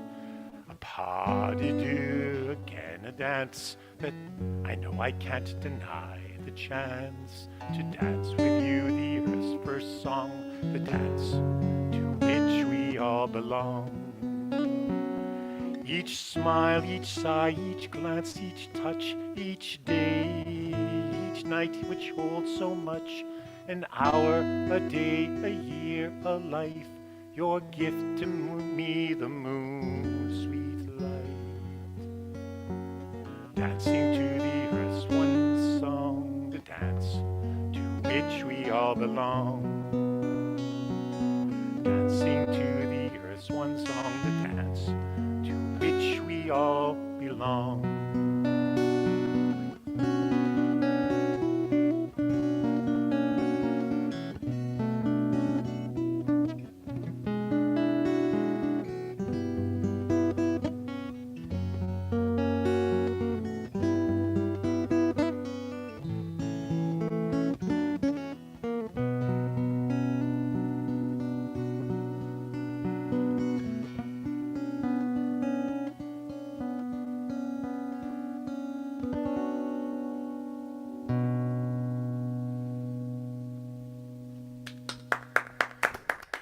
That was delightful, Tom. Thank you. Evocative imagery. And Mike Simpson, what do you think about all this? Well, I don't know. I may just give this music thing up now. No, no, I never mean that when I say it. That first song, the opening of that song was such a fair warning of what was about to come through it, and the second song, Loop the Loop, the notion of time and position and it repeating and all that is just brilliantly laid out right there. And it, for me, I found it quite moving. And then the other bit in that one that really got me, too much to say. And I thought, so that's why you're a songwriter, because you have too much to say, you know? And very fine guitar work supporting the refined lyrics of that song. You tell me, what do you want to say about that song? That particular song came from a prompt, actually. I was in a songwriting workshop, and we were handed a sheet of cliches, and we were supposed to underline a couple phrases that kind of spoke to us. Loop de loop was one of them, and um, open sesame was one of them. And I took a little bit of poetic license to change that one a little bit, but um, that one just kind of flowed right out. I wrote it in a night, and the music came with it at the same time. So it was one of these things that was I don't know. I often feel like my songwriting is less written and more channeled. So that one kind of all came through at one time, and I didn't know where it was going to go, and it was only about halfway through, and I realized it was deeply about time and mortality, and our relationship with that. And your song prompt came from whom? A songwriter named Alastair Mook. Yeah, I thought I wondered about that when I looked at some of the other stuff you had done. So I brought in an Alastair Mook quote: "Always surrender to the sudden serendipities you encounter when writing." And that was, I think that was definitely the lesson he was trying to teach us with that particular thing, to hand us things that we might have think are trite or Right. oversung or overwritten about, Chestnuts, and yeah. let them flow. Yeah. Yeah, you are a premier renderer of images. The song Moon, I was delighted that you played it, but in case you had not played it, I took out one of the parts that truly grabbed me and made me left me with this feeling that I have that your songs would not be inappropriate inserted into a Shakespeare play. Oh, gee whiz. These lines in particular: each crystal orb a tiny moon that clings to toes, flung fiery runes that somehow tell a trover's tale, invoke a music, hoary, hail, a pas de deux, a courtship right, between firefly and fairy light. And the somewhat antique language that you use in some of this is very uplifting stuff. Where does that come from? Well, I tend to write that kind of, tend to go to that archaic type stuff. I like, I'll be writing and rather than saying even, I'll say een, or, I gravitate to that anyway. This particular song, The Moon, was one that I crafted. This is one that took weeks to write, and came from an exercise that Maura Kennedy brought to us at the Summer Acoustic Music Week up in New Hampshire, where we did free writing, and she basically gave us words, and then we would free write for 15, 20 minutes. One word that she gave us was moon, and one word that she gave, another word she gave us was pearl. And so those two free writing exercises ended up coming together into this. And I had just, the evening before I started that we had this class, there had been a wild storm, and I was camping. I came out of my hammock to cross the field to do my nightly business, and the moon had come out through a tear in the clouds. So the tissue paper shreds and tears with the clouds, and evening storms, and then the reflection, or seeing the moon reflected in the rain and dew on the grass. So that's an image that was just, it was right there when I was given the exercise. So Tom Maynard, he writes from what he sees, from prompts, from a love of archaic language, and his songs are very, very good. I invite you to look on his website-y kind of things. There are things there you can hear that you will enjoy. And Tom, is this not your first time on OMA? No, this is like number 4, maybe 4 or 5. Yeah, that's what I thought. Yeah. I don't think I've necessarily been here for all of those. I think I heard you once early on, but I I feel very privileged to have heard you, and it was lovely. And sometime again. Sometime again. Thank Jason, you. Thank you, Michael. back to you. All right. And thank you. Thanks again, Tom. It was great to hear from you. It really was. Our next performer, you can hear our next performer at the Poorhouse Bistro in San Jose at their open mic on Wednesdays from 5 to 8. Please welcome Robert Edgar. Hey, there you are. Hello, all. Welcome, Robert. Thank you. I also want to say, for lyrics, kids, you can follow along because we've uploaded Word files with lyrics in the chats fields there. So if you're of interest, you can take a look at those in case I mumble the words and in case you're interested in what was supposed to be there. This is the first song I'll do is called Pointing at Your Heart.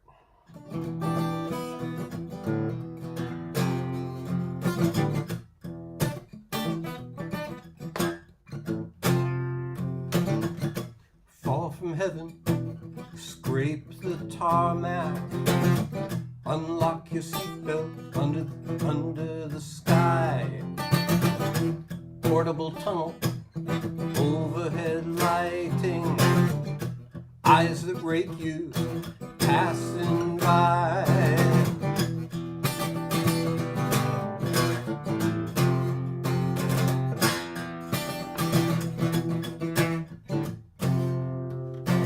Airport to the city, taxi slides you down. Key in a lock, dark apartment. What do you hear? What's that sound?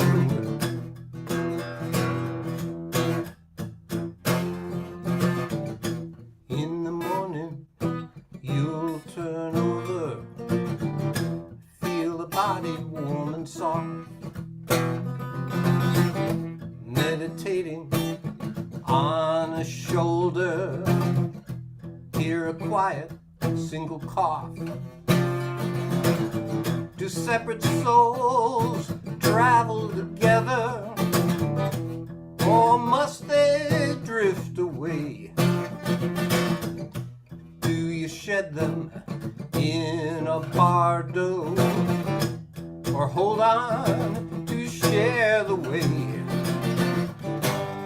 What you got, what you want, dragging your baggage in your cart. Looking forward, falling forward, photo of you pointing at your heart.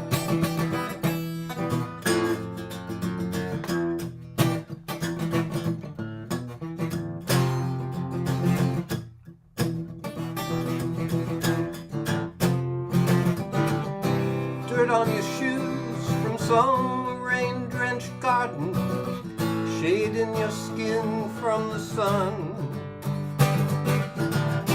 Taste in your mouth from a glass on its side. Phone on the floor, calling for your next ride.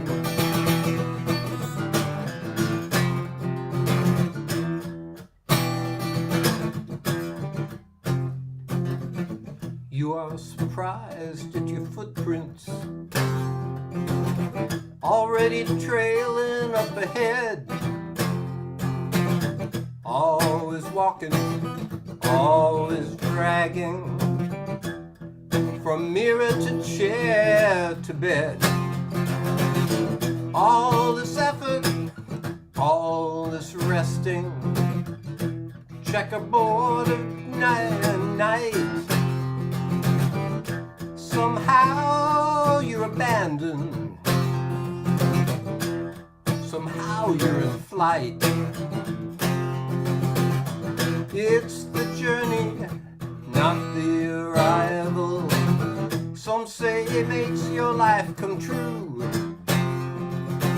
but but now that road is crumbling. Man, it won't be there for you. What you got, what you want, dragging your baggage in your cart, looking forward, falling forward, photo of you pointing at your heart.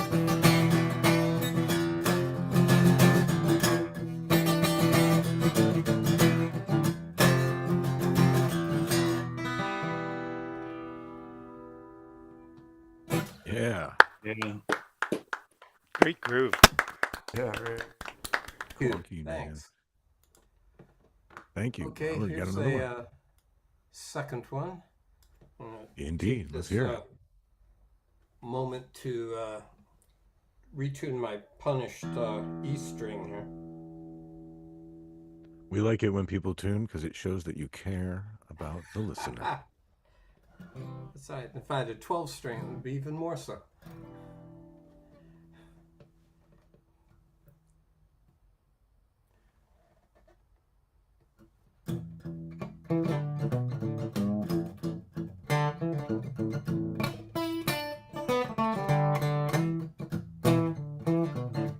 How much do I owe you?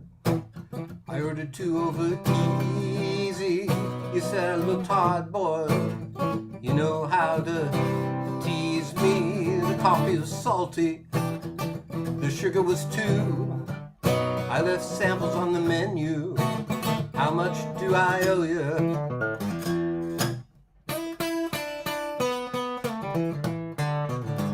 I left how much do I owe you? I left a rack on the side. What you served me was torture. Left my face paralyzed. I put some forks in my pocket. Poured some syrup in too. I know I caused problems. How much do I owe you?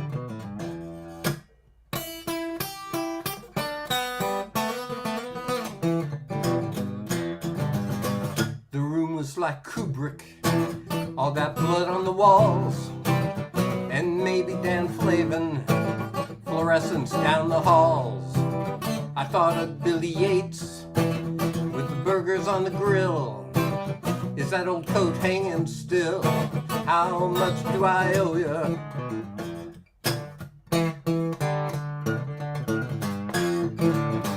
How much do I owe you? There was a glass in the soup. The cushions were sticky from that feral scout troop. Ah, the platters were scratched. In the jukebox I played, the stiff near me smelled dead. How much do I owe you? How much do I owe you? When I left for the John, the toilet had a death wish, kind of passed it on. Ah, the ballast was buzzing, made me deaf in one ear. I stumbled back for a beer. How much do I owe you? How much do I owe you? While the spoon was so sharp, cut my finger to the bone. Thought I'd need a harp. Scared the kid in the next booth. I bled into the pie. You asked me if I was gonna die. How much do I owe you? Our stools were all spinning. No one could sit at the bar.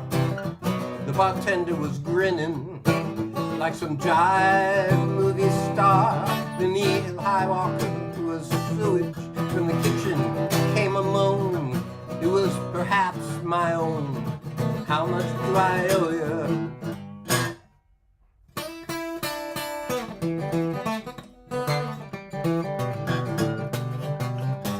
How much do I owe you? You complained to your boss. I came in so hungry, I left needing a toss. I spilled half the creamer all over the tip. I gave you too much lip. How much do I owe you?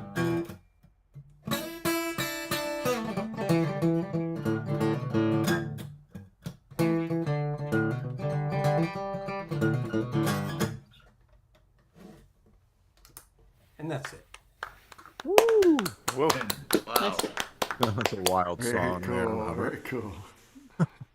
Talk about vivid imagery. All right, Mike Simpson, do you have questions about that song? I sure do. Well, yes. Um, so let me frame out the interview for you a little bit. I have a little bit of a order of operations here.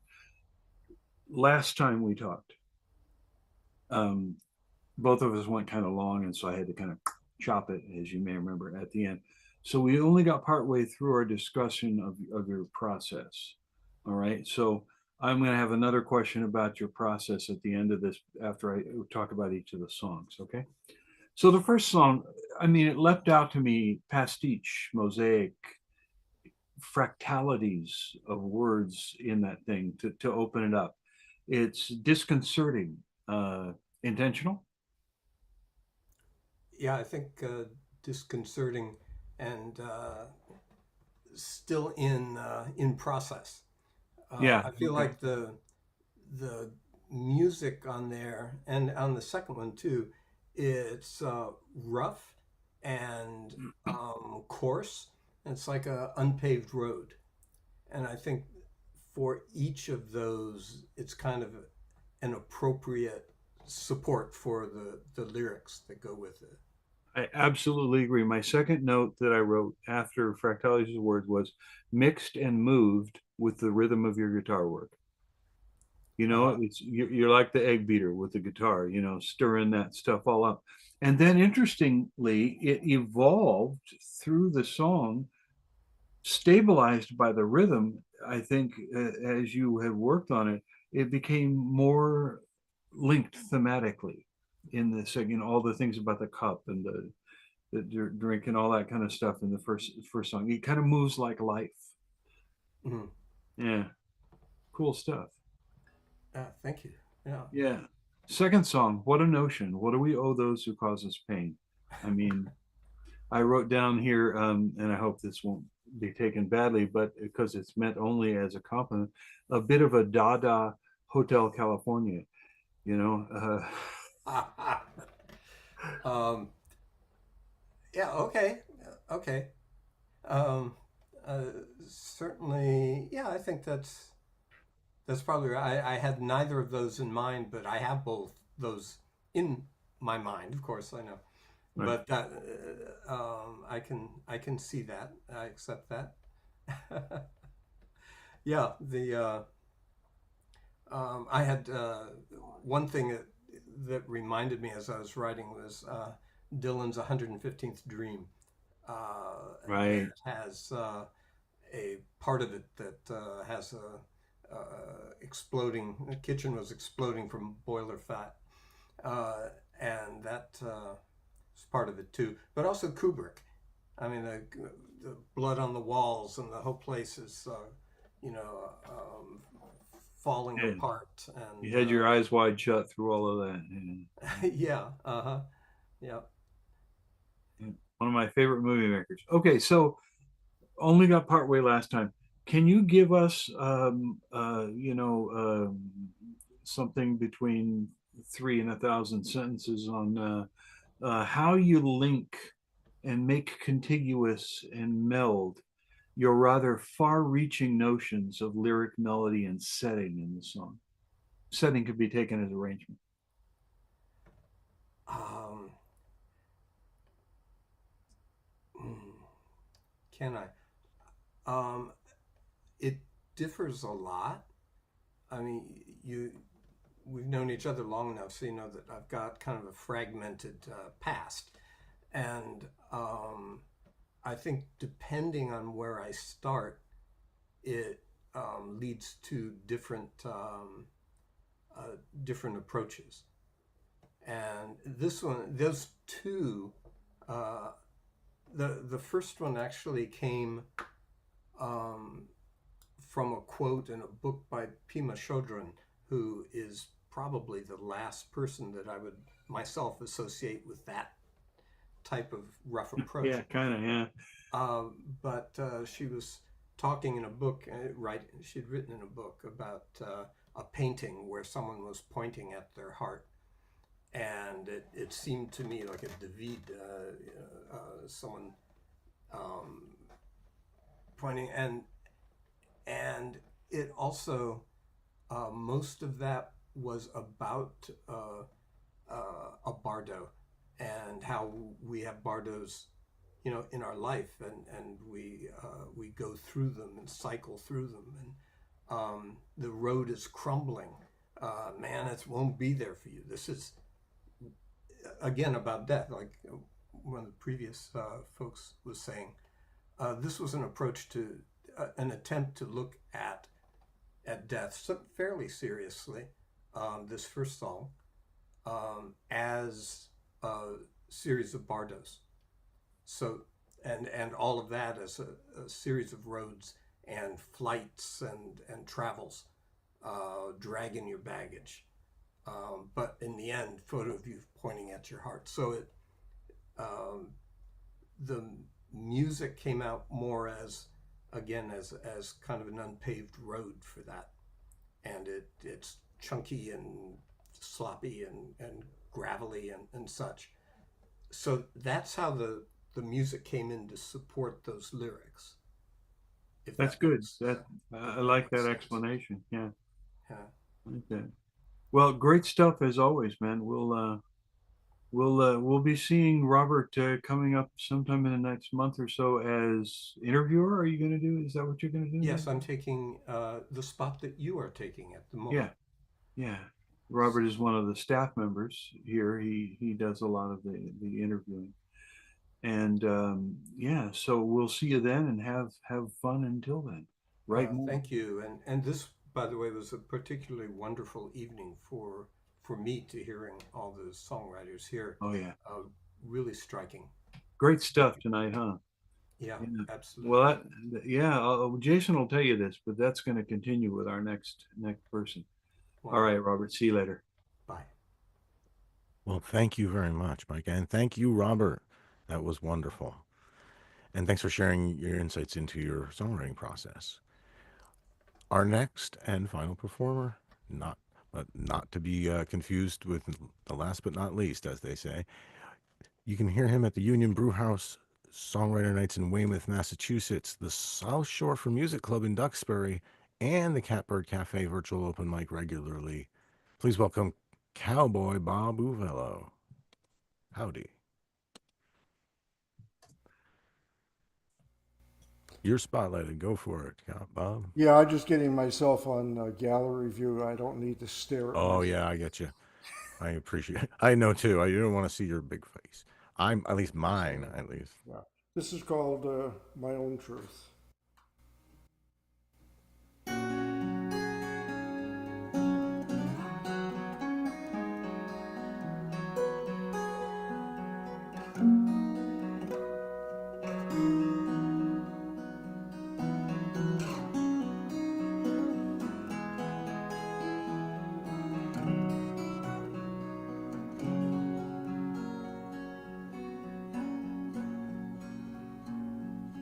It's been quite a while since anyone stopped on by. When I rolled in last night, pale moon hung in a storm cloud sky, wind in winter trees sing the sigh. Welcome home.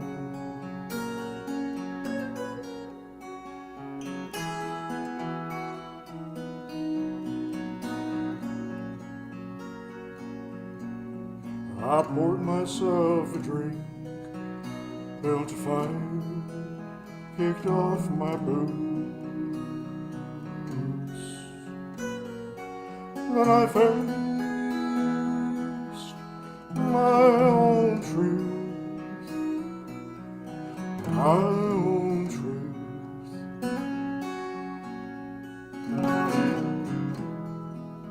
I'm all right on my own, but I'd rather return to someone home. Nothing can chill you to the bone like being with someone and feeling all alone, all alone.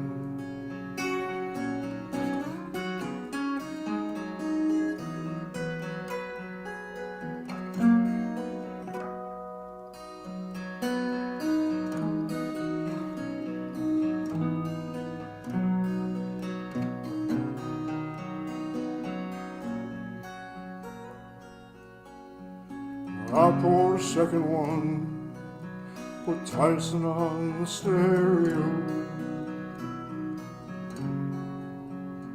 fed the fire, and rode away on dreams of long ago, long ago.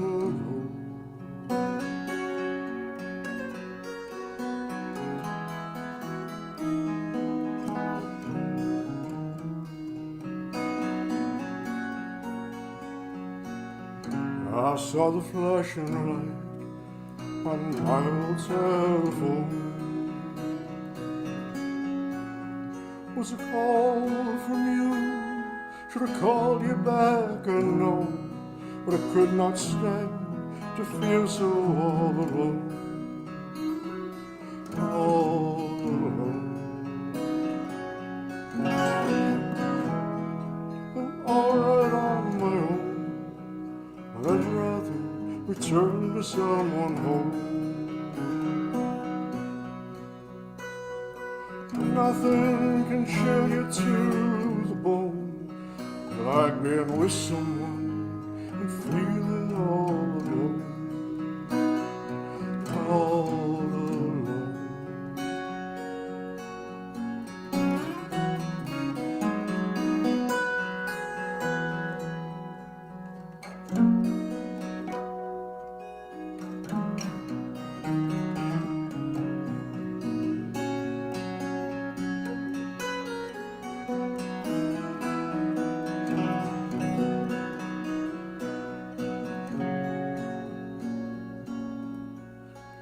It's been quite a while since anyone stopped on by. I rode in last night down Moonham in a storm cloud sky. Wind and winter trees seem to sigh. Welcome home.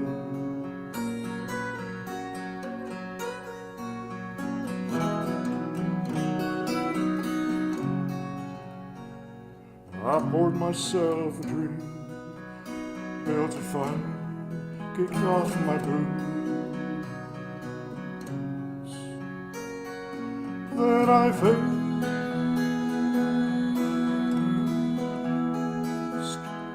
my own truth, my own truth.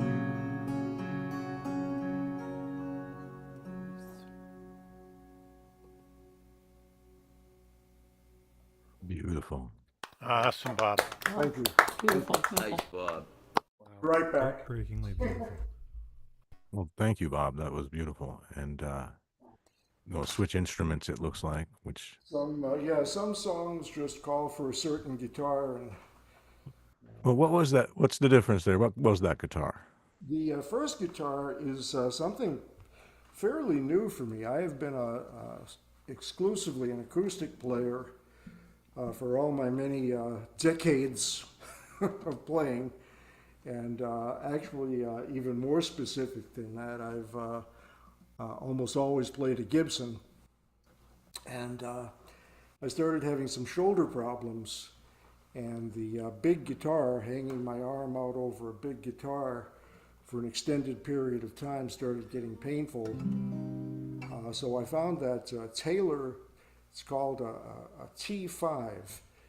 In this case, it's a T5C. It's a hybrid acoustic electric. And if one can be in love with an inanimate object, I am in love with that guitar.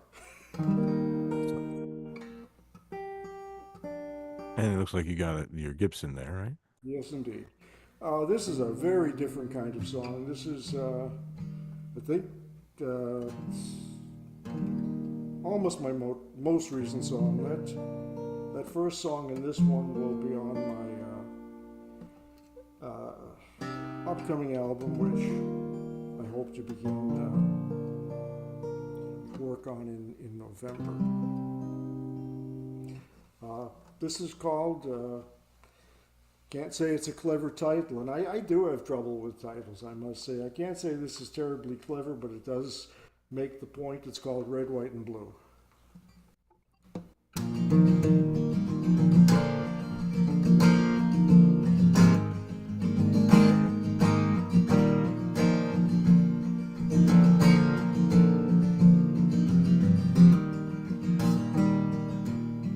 There was a time this felt like home. You drove a Ford, I drove a Chevy. Our great divide,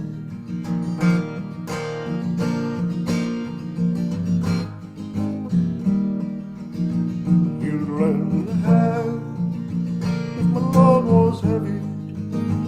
I'd do the same, no hesitation, no reservation.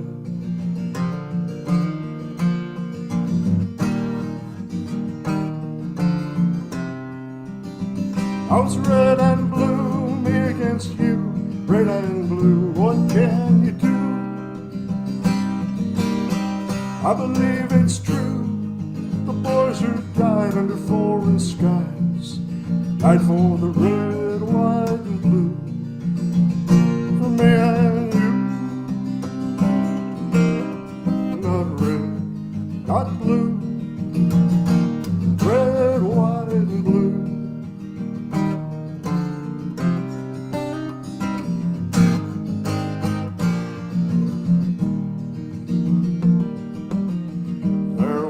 Time we could disagree. I didn't hate you, you didn't hate me, the way it used to be.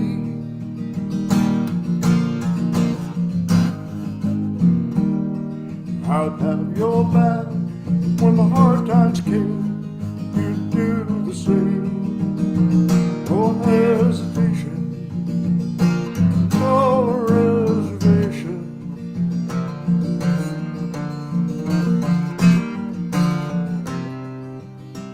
I was red and blue, me against you, red and blue, what can you do? I believe it's true, the boys who died under foreign skies died for the red, white, and blue, for me and you. Not red, not blue, red, white, and blue.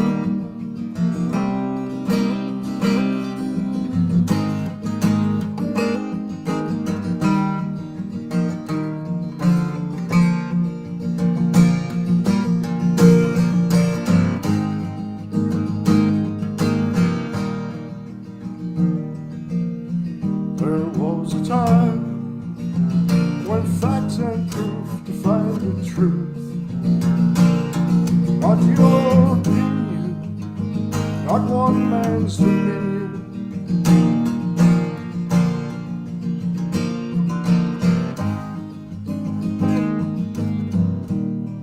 There was a time, hate wore a hood, it was understood, shun the light of day.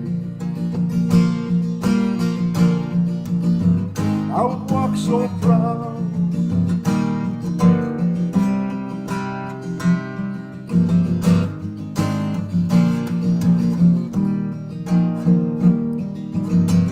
I was red and blue, me against you, red and blue, what can you do?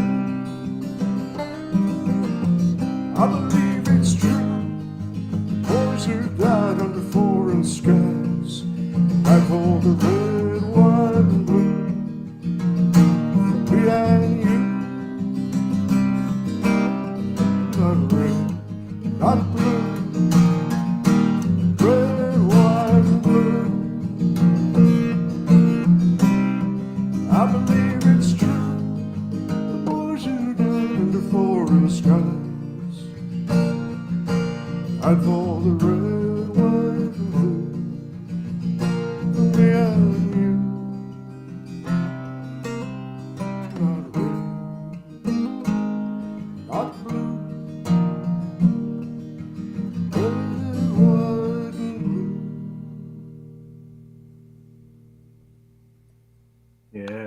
Gotta hand it to you there, Bob. Cowboy. That's great. Great song, Bob. That's a great title, actually. Thank you so much. And let's have Mike Simpson come on up, and you guys can talk about some of this stuff, because that's great, man. Thank you again. Cowboy Bob Uvello from the famous cowboy town of Boston, Massachusetts. They had him. I get that a lot. Yeah, but the funny thing is that they had him. Some of the more famous African American cowboys actually went out to the West from Boston. Yeah, Didn't know that. yeah. So you know that first song. What a use of the. I'm glad somebody else noticed the T5. That first set of opening licks were so creamy. That was really nice, and it framed that first immediate notion of loneliness so well. You know, it just sort of really nice guitar work. Now that song feels autobiographical, is it? Yes. Yeah. Okay. Well, the lyric chilling, you know, to the bone when you're with someone you still feel alone. That's just masterful. That's it. It's brilliant. I don't know how much to say about this song, but I will say this: there's an overall way that you cast that thing, both in your vocal technique and in the lyrics and stuff. And see if you agree with this. I have this sense of all those images that you present all being kind of in a sepia tone. You know, that sort of monochromatic brown kind of. Yeah. That's an interesting take on that. Yeah. Is that where you were headed with it?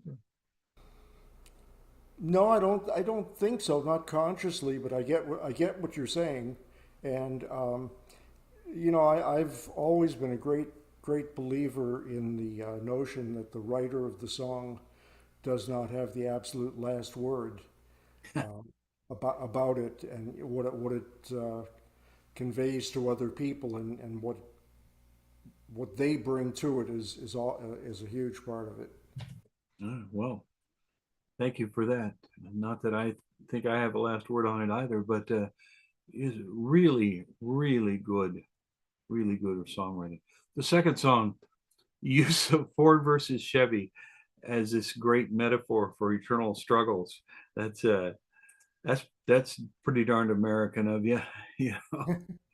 And the very balanced, to my mind at least, patriotism of that song.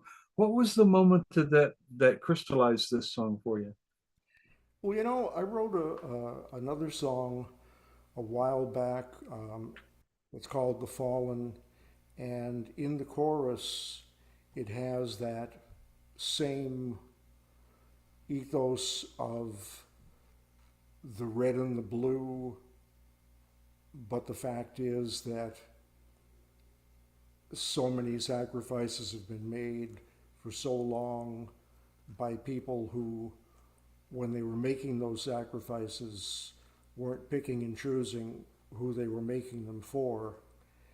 And you know, I don't mind saying I've been a real lefty my whole political life.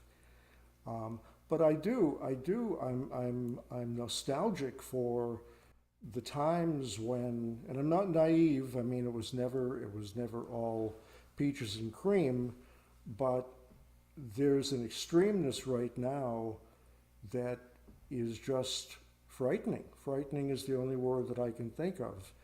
And so my goal with both of the songs, this one and the one that I referenced, is to have written a song that someone on either side could listen to and think, well, yeah, that sure makes my point, and then listen a little more carefully and say, oh,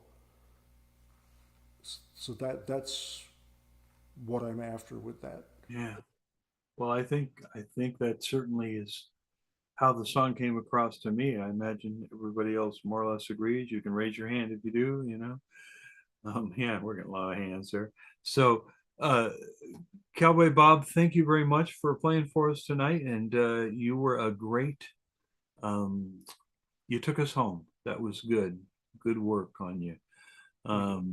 Thanks for playing. We'll see you again. I have no question, and I'm going to give it back now to. Thank you, Jason. Thanks, Mike, and thanks, Bob. We really appreciate the songs and closing us out in such a strong fashion. And thanks to all of our performers tonight. Thanks to Tom Cooney. Thanks to Jay Singing Spirit. Thanks to Bill Hernandez. Thanks to Deb Westlow. Thanks to Chris Steele. Thanks to Bill Palmer. Thanks to Tom Maynard. Thanks to Robert Edgar. And thanks to Bob Uvello. And thanks to Mike Simpson for being our interviewer tonight. And thanks to Capo Dave Williams, our founder, who's working tirelessly behind the scenes, making this all possible as our engineer tonight. We want to remind folks to check our website, openmicamerica.com, for links to the music of all the performers you see here. And you can find archives of these shows there, including shows that these performers have been on previously and this one. And if you like the show, you can spread the word and don't keep it a secret. You can download posters on the website and print your own posters and hang them where people can see them, obviously.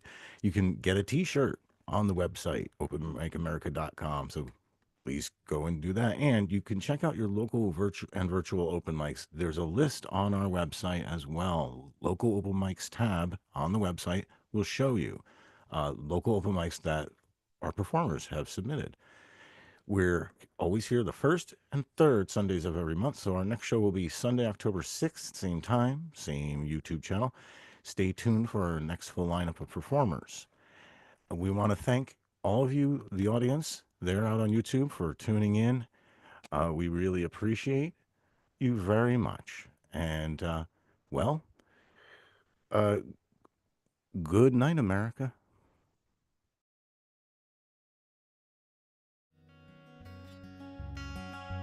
If you meet me at the corner of Russell and Albina, just about a block from Mississippi Avenue, I'll take you to a house where they hang carpets on the wall. And if we go there on a Sunday, there's a song I'll take you through.